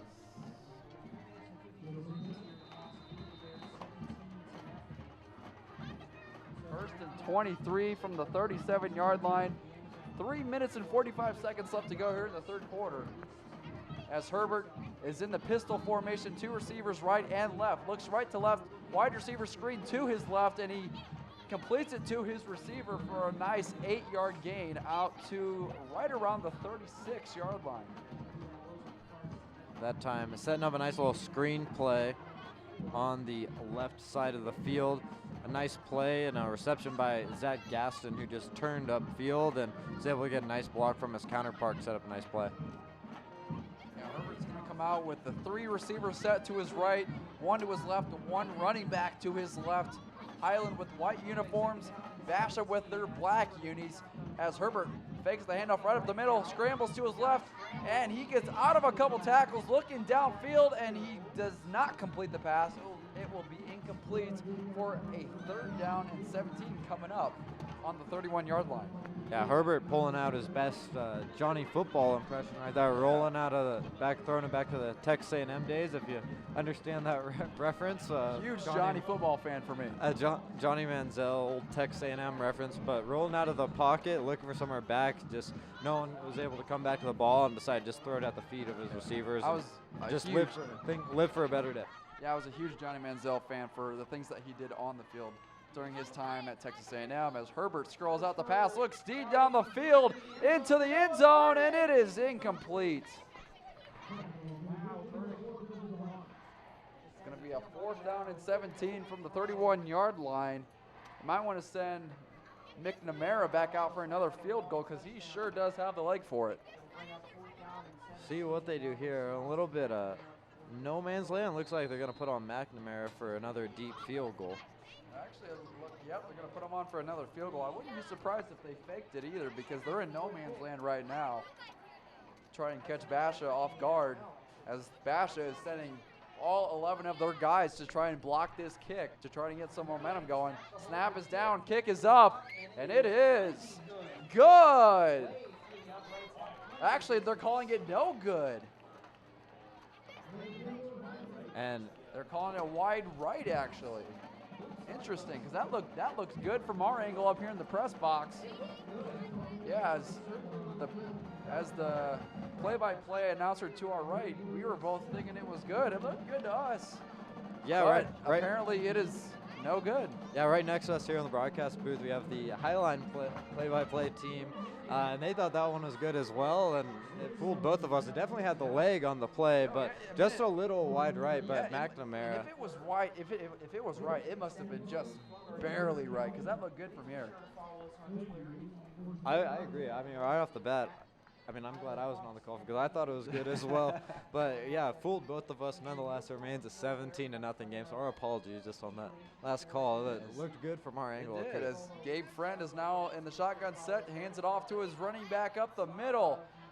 And he is still free. He cuts back up the middle to his right and finally wrestled down. Looks like he might have lost a couple yards. That was Barney on the rush that time. Yeah, using a couple different running backs here in the second half, and it's going to be a 2nd and 9, so there was a gain of 1 yard. And not sure if anything happened to Cole Lumberg. I can't speculate too much because we don't have an update down from the field, but we haven't seen much of him at all in the second half. It's been mostly Barney with the majority of the reps. So yeah. Not too sure what happened. We can't speculate too much, but he hasn't been taking reps here in the second half. It's been Barney for the most part. Yeah, Friend in the backfield now, looks left to right, looks for his receiver, looks for Sipperman. He cannot find his intended target. It's going to be a 3rd and 9 from the 21-yard line. Basha needs to get something going here if they want to have a chance of making a late run at this thing. I tell you what, Austin, I've been very impressed with this Highland defense. But the defensive line up front, getting in the backfield, the secondary being able to make tackles and defend in the secondary. They've just been very stout all night, and they've been a pain to deal with for this Basha team. But they've just been very well disciplined. They've impressed me with the way they've been able to tackle, and overall just putting forth a very good performance right now. Yeah, I would agree. As Friend gets ready to line up in the pistol set, 2 receivers right, 2 receivers left. Drops back to pass, can't find anyone. He is scrambling back, and he will be tackled for a sack in the backfield. As we just mentioned, that defensive line for Highland getting a lot of pressure on Gabe Friend. It looks like the punt team's going to come on for this one and punt it away to Connor Coleman. And when you just think about the field position game in this second half, it's been all on the Highland side of the field. They've all been pointing towards that end zone. This Basha team yet to get the ball, or they got it past the 50-yard line one time, and the next play resulted in a fumble. So when you're playing the game of field position, and as this game winds down, the field has really been tilted in favor of Highland. As the punter gets the ball and he punts it away, very short punt, end-over-end roll here, as it does roll into Highland territory right around the 38-yard line. I think they'll mark it at the 39. No, they will mark it at the 38. And Highland will take over with 55 seconds left here in the third quarter, 17-0 in favor of Highland. And a pretty good roll there for the for the Basha Bears. A pretty nice roll as that one rolled inside of the 40-yard line. But with that, looks like the offensive company is going to come back out most likely for the end of this third quarter. I imagine try to just run this one down and head to the fourth. It looks like they're going to actually run a few plays as Herbert is set up in the backfield. 2 receivers right and left. Herbert takes the ball right up the middle for a quarterback draw. He slides down for about a 7-yard gain. It's going to be about a 2nd and 3 with under 45 seconds left here in the third quarter. Yeah, and Herbert, we haven't seen him use his legs too often in this game, but that time a little bit of a read option, pulls it back, and then just runs it up the middle of the field. A nice run there by the veteran quarterback. Herbert sets up again, 1 receiver right, 1 tight end right, 1 running back right, 2 receivers left in the shotgun formation, fakes the play, play action, looks left to right, heaves it way downfield, a beautiful pass, incomplete, but man, that ball had a lot of mustard on it. Yeah, I think Herbert was just trying to show off his arm a little bit there. And indeed he did. That time has, 3 black jerseys in the area. He's going to go up. He believes that his wide receiver, Noah Burdick, can catch anything. He sees three 3 black jerseys back. They said my guy can still go and get it. Gives him a shot. I mean, he threw that right where he's supposed to. It wasn't like he underthrew him by any means. Just threw it over the top a little bit too much. And now we'll set up a 3rd and short for this Highland offense. Herbert sets up again. And the shotgun set with 2 receivers left, 1 running back left, 1 receiver right, 1 tight end right, as he hands it off to Daniel Wood up the middle, and he breaks a few tackles and gets a nice first down run to right around the 43-yard line into Basha territory. And a really nice run by Wood. That time he can thank the big men up front for that one as well. They created a huge hole for him to cut back and get into the next level, and I think that's a credit to this Highland defense, and then to the offensive line as well, because this Bash defense has been out a lot in the second half out in the field.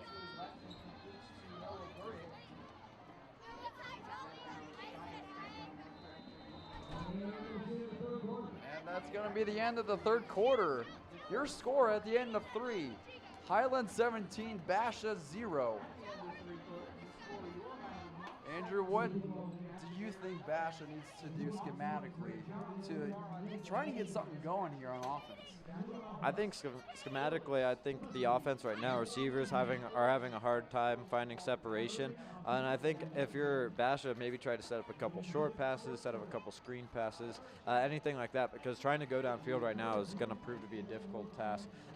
Right now, the Highland defense not really worried about anything deep. They've just been up on the play, and they've been very tough to go up against right now. So I think if you're Basha, I mentioned at the beginning of the half trying to establish the run game. That hasn't worked out too well. We haven't seen Cole Lundberg, as I said, but I think maybe trying to establish a couple short passes, screen passes, something of that nature.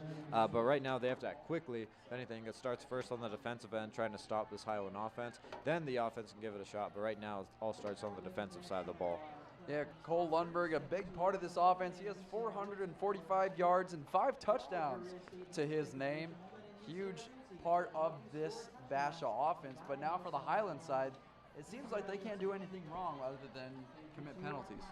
Yeah, and if the score stays as it is, or if Highland's able to pull away with this one, I think a big staple of this game, and something that's going to be talked about at least on that Highland sideline when they go into the film room, on both sides when they go into the film room on Monday, is the 3rd quarter, because Highland really controlled this 3rd quarter, really came out and asserted their dominance. That's not to say that Basha can't pull a comeback here in the 4th, but here in this 3rd, Highland really established themselves both offensively and defensively, just took full advantage in that Right. 3rd quarter. Yeah, you're starting to get into a little bit of a panic mode now. You're 12 minutes to go here in the 4th quarter, down 17. They got to get a stop, and they got to get the ball back as Justin Herbert is in the gun. 1 receiver left, 2 a running back to his left, and 2 receivers to his left, and he flits it out to his running back, Huffman, who's out of bounds right about the 34. Very close to the first down marker. They might ask for a measurement here. Let's see what they decide to do.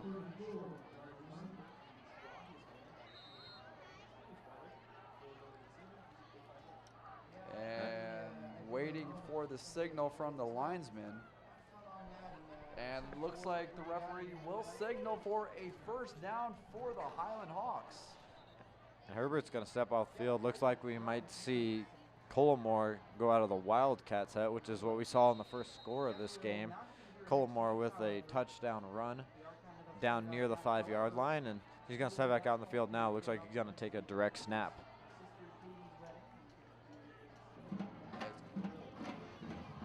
Connor Coleman, and that offense waits for the call. Herbert, and the ref stops play again. Looks like there's going to be a timeout for Highland. Pardon me, Herbert did run off the sideline first, then came back out. And it looks like a little bit of miscommunication. They're just going to talk it over on the sideline right now. Herbert was having a discussion with Collimore about maybe that communication right there. But, you know, 4th quarter in this game, and if you want any chance coming back in this game right now, if you're Basha, I think the biggest key for them is they got to come up with some turnover, come up with some stop, some way to just limit this Highland offense. Because if there's any more points on the board, it's already a tall task, but you're looking at a very tall task if they're not able to force turnover or anything like that just in these next coming plays and this coming drive. Yeah, for Chris McDonald, the head coach of this Basha team, you got to get some kind of motivation going in this defense right now because they've just been torched, which what seems like the entire game. As both teams head back out onto the field, Herbert will be in the gun with Cullimore to his right. 2 receivers right, 1 to his left. He has a tight end left as well. Herbert awaits the snap, gets the snap, hands it off to Cullimore right up the middle, and it will be a short gain of about 2.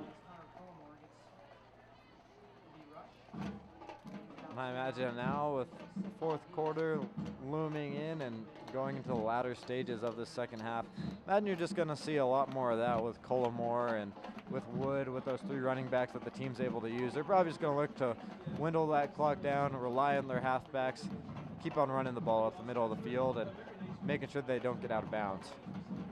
Absolutely, as Herbert is in the gun, 1 running back to his right, 3 receivers to his right, and he hands off to Cullimore right up the middle, and he is down right around the first down marker. Looks like he did get that first down right around the 22-yard line.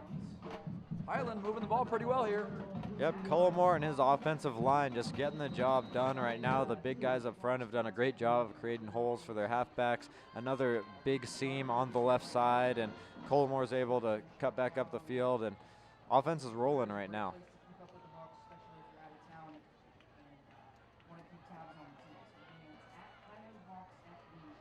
And Herbert is in the pistol formation, looks right to left, throws back over to his right, and there is a flag on the field. However, the pass is completed for a short gain. We'll see what the call is. A lot of penalties in the second half as well. That third quarter is one thing we failed to mention. A lot more laundry out on the field, and game getting a little sloppier as this one wears on. And it's going to be a hold. It's gonna be a holding on Highland. That'll move him back a little bit. A huge break for Basha as Highland and Justin Herbert is the Oregon quarterback. Herbert now the quarterback for Highland. And that offense will be set back a few yards. Yeah, and Basha really needed a much-needed penalty to try and get something going. Yeah, and it doesn't matter, you know, it's 17-0 on the scoreboard now. It doesn't matter what time of the game it is, but especially in the fourth quarter, penalties are something you never like to see. If you're a head coach, just keeping that discipline is going to be a big key. As Herbert heaves it downfield, and it is just outside his intended target, incomplete, and it will be a second down and 22 from the 34-yard line. 10-17 left here in the fourth quarter, 17-0 in favor of the Highland Hawks. And so the last couple of plays tilting in favor of Basha. First they had the penalty that sets back Highland. Now it's all second and long. You got to imagine on second and long, play cards right, just move the ball forward a little bit more, give your field goal kicker, who we've seen has a very big leg, maybe give him a shot, put it up 20-0. That's a 3-score game, and just continue to pile on points. Yeah, Herbert in the pistol formation looks right to left. He does find his intended target right around the 23-yard line. It's going to be Noah Burdick on the right sideline there.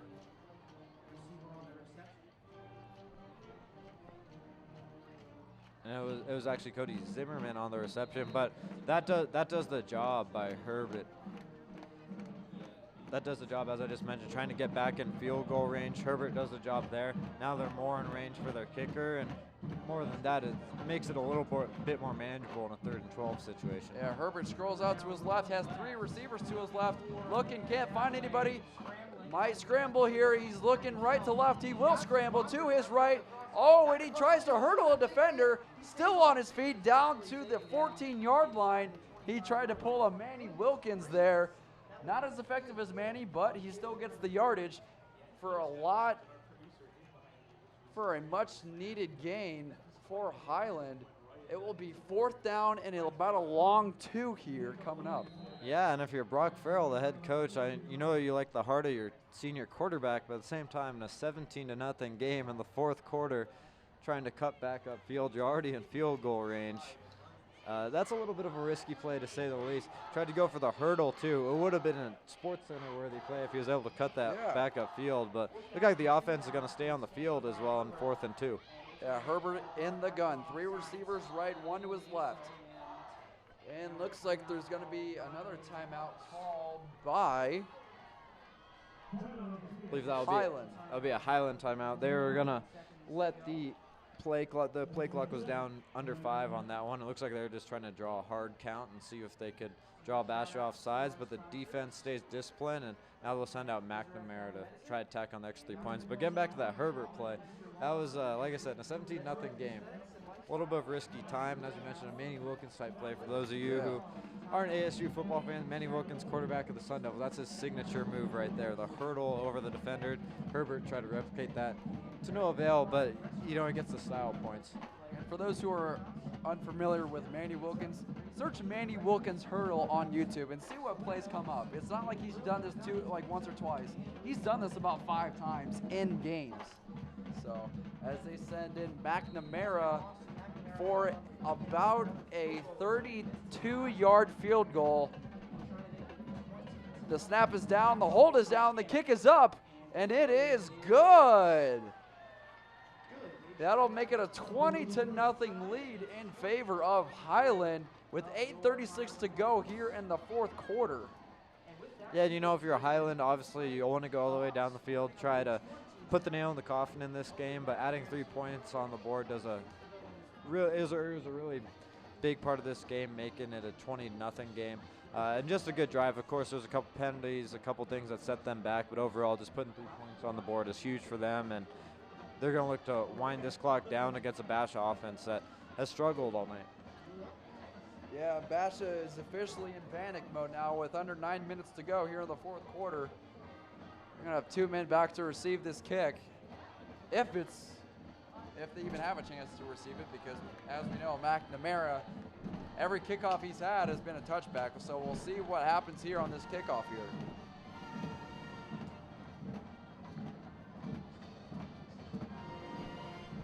Yeah, if you're a friend or if you're feeling right now,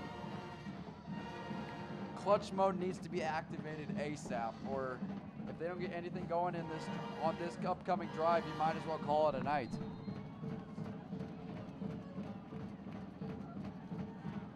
McNamara tees up the ball, getting ready to kick this one off into the Phoenix Knight. And he does kick it off, and is an end-over-end kick. This one has a chance, and it is fielded, but apparently he did not touch it. It's going to be a touchback. If that was college football, that would have been a live ball because he did touch the ball. If you touch a ball on a kickoff in college football, that's a live ball, but rules are different here in high school in Arizona. So it was a touchback, and the ball will be placed at the 20-yard line as Phelan comes back onto the field to try and lead a touchdown or some type of productive score on this upcoming drive. Basha needs points now if they want a chance at coming back. As Phelan rolls out to his left, tries to find his receiver, and he does find Mateen here on the close sideline.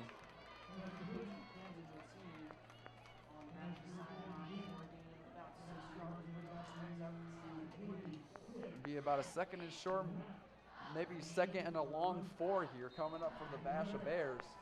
Phelan's going to be in the shotgun set. 2 receivers right, 2 to his left. 1 running back in the backfield.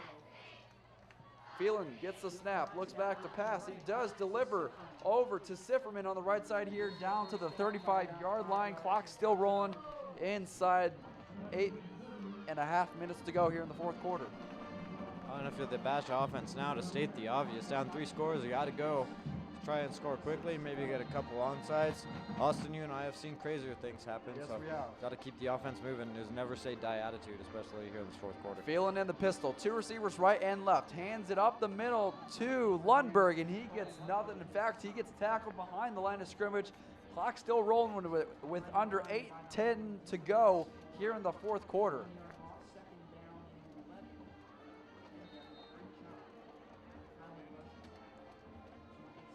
So, Phelan, 2 receivers left, 2 receivers to his right, 1 running back to his right. Tries to hard count, nothing doing, gets the snap, drops back to pass, double pump, and he is scrambling, and he will get at least a gain of 1. Not quite a sack, but he will lean forward for a gain of about 1 or 2. Clock still rolling. You might consider having to take a timeout or 2 on this drive if you want a chance of getting multiple scores, but you might have to try and throw some balls down the field if you want a chance to get in this one. Nonetheless, Phelan in the gun, 2 receivers left, 2 receivers to his right, gets the snap, drops back to pass, fires over to the right side, 2 Stifferman, breaks the tackle, runs back over the middle, and he will get past the 50-yard line, and he gets down to about the 38-yard line into Highland territory. Yeah, and Sifferman, you know, he's had a tough task tonight against a very stout secondary for this Highland team. At that time, he finds just a little bit of space, is able to get into the open field, and you're able to see what he can do when he's in the open field and he's able to make a couple plays. Yeah, absolutely. As the clock keeps rolling here, under 7 minutes to go here in the fourth quarter, 20-0 in favor of Highland. Phelan in the gun, 1 receiver to his right, 1 tight end right, 2 to his left. Drops back to pass, rolls over to his left. Can't find anyone, still having trouble, and he will get sacked, and the ball is loose, and they will call it incomplete. They're going to say he was in the throwing motion, and Phelan is down on the ground. He got hit really hard there on that last play as the trainers run over to tend to him. Yeah, Phelan had pressure in his face, and that's one of those situations. He sustained a big blow. You don't know what happened with his hand as well. Anything like that, hitting it on the helmet of an opposing defender, that can always hurt. But right now, he's down the field and in some obvious discomfort and pain. That was a brutal collision and a brutal hit that he took.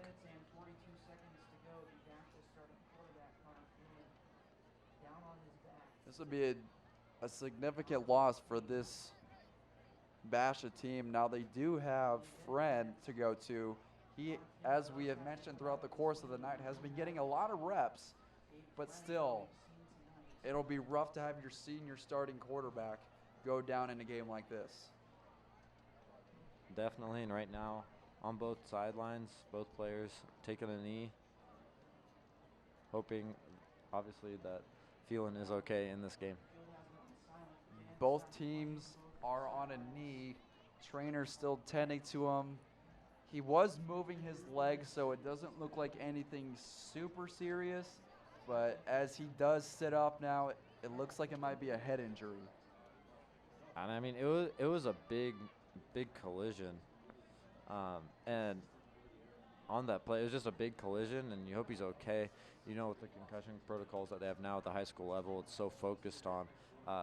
We sure hope he's all right, because that was a big hit, something you never like to see. It's obviously a part of the game, but for a senior quarterback going through a senior season and off to an undefeated start this far, you got to imagine that's a great start for Phelan, and we just hope he's all right and he's able to play throughout the rest of the season. It looks like he's holding his right arm that he's tending to, and his shoulder.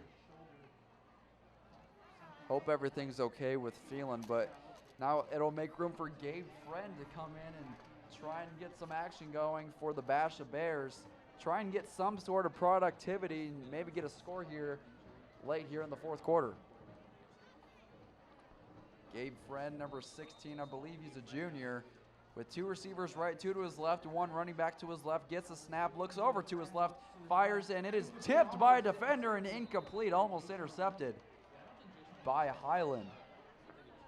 Yeah, that one intended for Mateen, but the pass was way behind him, and lucky if you're Gabe Friend, that ball wasn't picked off, because that was way behind the intended receiver, and that could easily have been an interception. As Gabe Friend trots back to the huddle after getting a play call from his coach. Friend will set up in the pistol formation. 2 receivers to his left, 2 to his right. Friend drops back to pass, scrambled, and he is brought down by Highland in the backfield. Another sack by this Hawk defense. And that time, Cooper Brown with the big hit, comes up the middle, just able to get around the offensive front of Basha and just toss his friend to the ground. And now he's coming up, and he doesn't look too good right now either, coming up with a little bit of a limp after that last sack. But this Highland defense has really asserted themselves in the second half. They've been a force to be reckoned with right now. Basha's having trouble just moving the ball any little bit on this drive. Yeah, and this game that was supposed to be very close between two undefeated teams has turned into a shutout here as the whistle blows, and it will be a delay of game against the Basha Bears. Move them back even more. Yeah, well, it was supposed to be a pooch punt by a quarterback, and this may be.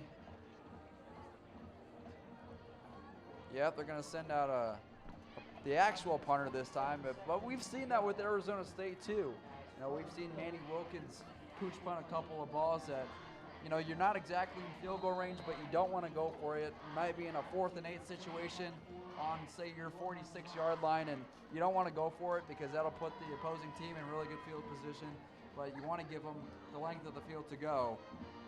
So now as Basha waits to punt the ball, and it is up and away, end-over-end kick up here in Phoenix, and it is touched down inside the 20-yard line, and like I said earlier, it'll give Highland the length of the field to go with 5:38 left here in the fourth quarter. 20-0 is your score. Highland up 20-0. Yeah, and if you're Highland right now, 5:38, you look at that scoreboard, you're up 20-0. Your defense has done a great job. Probably thinking give them a little bit of a rest. Rely on the halfbacks, rely on the running game. Just ice this game away here in the latter stages of this fourth quarter because, like I said, that defense has done a great job. You want to reward them, give them a little bit of extra rest, and imagine they'll just be looking to hand the ball off here and put this one away. As Highland gets ready to take over the ball, Herbert in the backfield, hands off to his running back for little to no gain on the play. And while we have a moment here later in this fourth quarter and game's starting to get a little bit out of reach, we just wanted to send a thank you tonight here from the Sports 360 AZ live stream, but to the Basha High School, the production crew, student production crew. They've done a great job all season. They had us a couple weeks ago. They had us again tonight. But we want to wish them a huge thank you because they've done a fantastic job and been so accommodating and great with us. So while we have a moment, I thought I'd just slip that in there because they've done a great job this evening and deserve all the credit. Yeah, and they do deserve all the credit. Basha does a fantastic job with the production of this broadcast, and we're very fortunate to have the production team that they have as Herbert hands the ball off to Cullimore, and he will get a first down out of bounds. That'll stop the clock with 4:45 left here in the fourth quarter as we start to wind things down. You know, as this game starts to come to an end, Andrew, Highland's just done so many things right, excluding penalties. Put that out of the conversation. Offense or defense, they've just done everything right. Yeah, you take away, and obviously, you know, penalties, flags, turnovers, those are things you want to eliminate. They've had a couple, though, so it hasn't been a 100% perfect game. There's definitely things to improve on, but overall, just a very good performance in an undefeated game, in a game between two undefeated teams as Cullimore just continues to tack on the yardage and is into Basha territory. But, you know, they've come forward tonight. They come into an undefeated game on the road, and they've just done a very good job on both sides of the ball, as you said, offensively, defensively. They're the team that has earned the win in this game, and they're just going to look to ice this one away now. So, as we move on with under 4:30 to go, Herbert in the backfield with one running back to his right, and he does hand off to Huffman, and he gets maybe a yard. And so, you know, you look with the clock winding down this one, you look at what's up next for these teams. For Highland, up next, they play Mountain Point at home. That's always a tall task, a Mountain Point team. Very good Mountain Point team. In recent years has gone to state title games. They've had a very solid program for some times now, so that's definitely a daunting task if you're Highland. Looking on the other side for Basha, they have, take a look at their schedule here. But as Andrew looks, Herbert will be in the gun with one running back to his left, three receivers to his left as he hands off to Huffman right off the middle, and he will get about 5 yards, and it will set up a 3rd and about 4.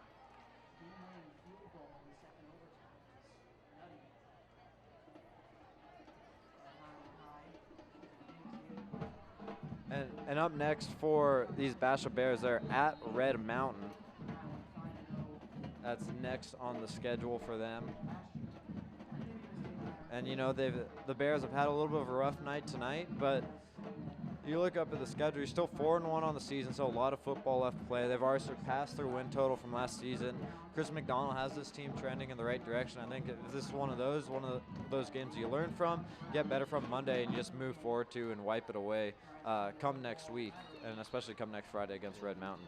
As Huffman gains about a 1 yard on the play. You know, and I would agree, you know, head coach has done a fantastic job of transforming this team around. It's kind of like the Sean McVay effect. You know, the Rams they were a mediocre team for the longest time under Fisher, but Sean McVay was that spark that they needed to turn that team around. And you look at this team, and they go from one of the worst in Arizona to one of the best high school teams in Arizona. Definitely. And so getting back to the game, aside from, you know, just looking at next week and things like that, you have a 4th and 2 situation right now. There's 5 seconds winding down on the play clock. The Hawks are just going to let it wind down to 1, then they call timeout. So 4th and 2 here. There's 2:05 remaining in the game, or actually going to take a delayed game penalty, and looks like they might just punt this one away and set up the defense. But 2:05 remaining. This one just about over. I was going to be interested to see on that 4th and 2 if they try to go for it, because if they do go for it, they put the game away completely. But that answers our question, right? Looks like they're that's a going to very punting classy move by Highland to take the delay game and to not even get in any position to where they might score again. This is a very classy move by the Highland Hawks. So on a 20-0 game, the game's out of reach now. Looks like McNamara back deep to punt for the Hawks. Sifferman will be back deep to return, see if he can pin the Bears in their own territory.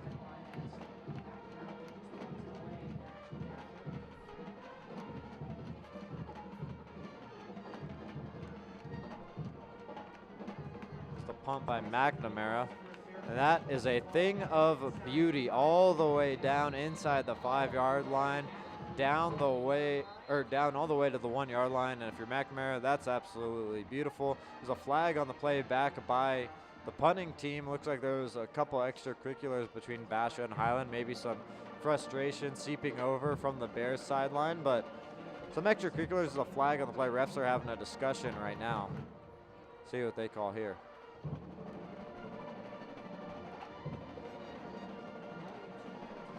Yeah, Basha, this is their last chance to try and get any sort of points. Unfortunately, they do have the length of the field to go, but, you know, anything's possible. And I think anything less, if you could try and get some form of points in this drive, that would be a success in its own.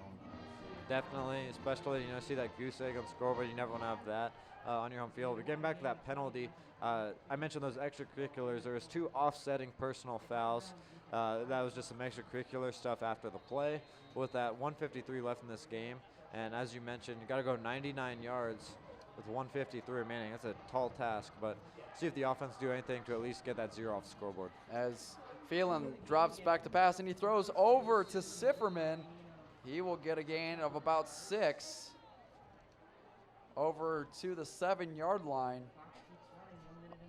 Under 1:40 left to go here in the 4th quarter. Clock is moving. Phelan will have a shotgun set. 2 receivers left, 2 receivers right in the pistol. Awaiting the snap. He does get the snap. Hands it off to his running back. And the refs are charging in for a possible fumble. And does Highland have it again? And they do have the ball. Nothing going right here for Basha. The punch. This is an exclamation mark put on a dominating performance here by Highland with 1:18 left to go here in the 4th quarter. Your score is 20-0 in favor of Highland, and Highland is in business once again. Yep, they're in business. I imagine Up 20-0, 118 left. There's just one timeout left on the Highland sideline. Bash has all three of their timeouts, but I'm interested to see what they do here. You know, you could go in for the end zone. That's one thing to do. I imagine if you're Highland, they might just look to get in victory formation right now, put this one away. If you're head coach Brock Farrell. So it looks like that's what they're going to do. Just take a knee, get ready for this one to wind away. Bash has 3 timeouts remaining. I don't think they're going to take any of those, and that clock's just going to seep down to 0 with under 1:10 remaining in this ball game.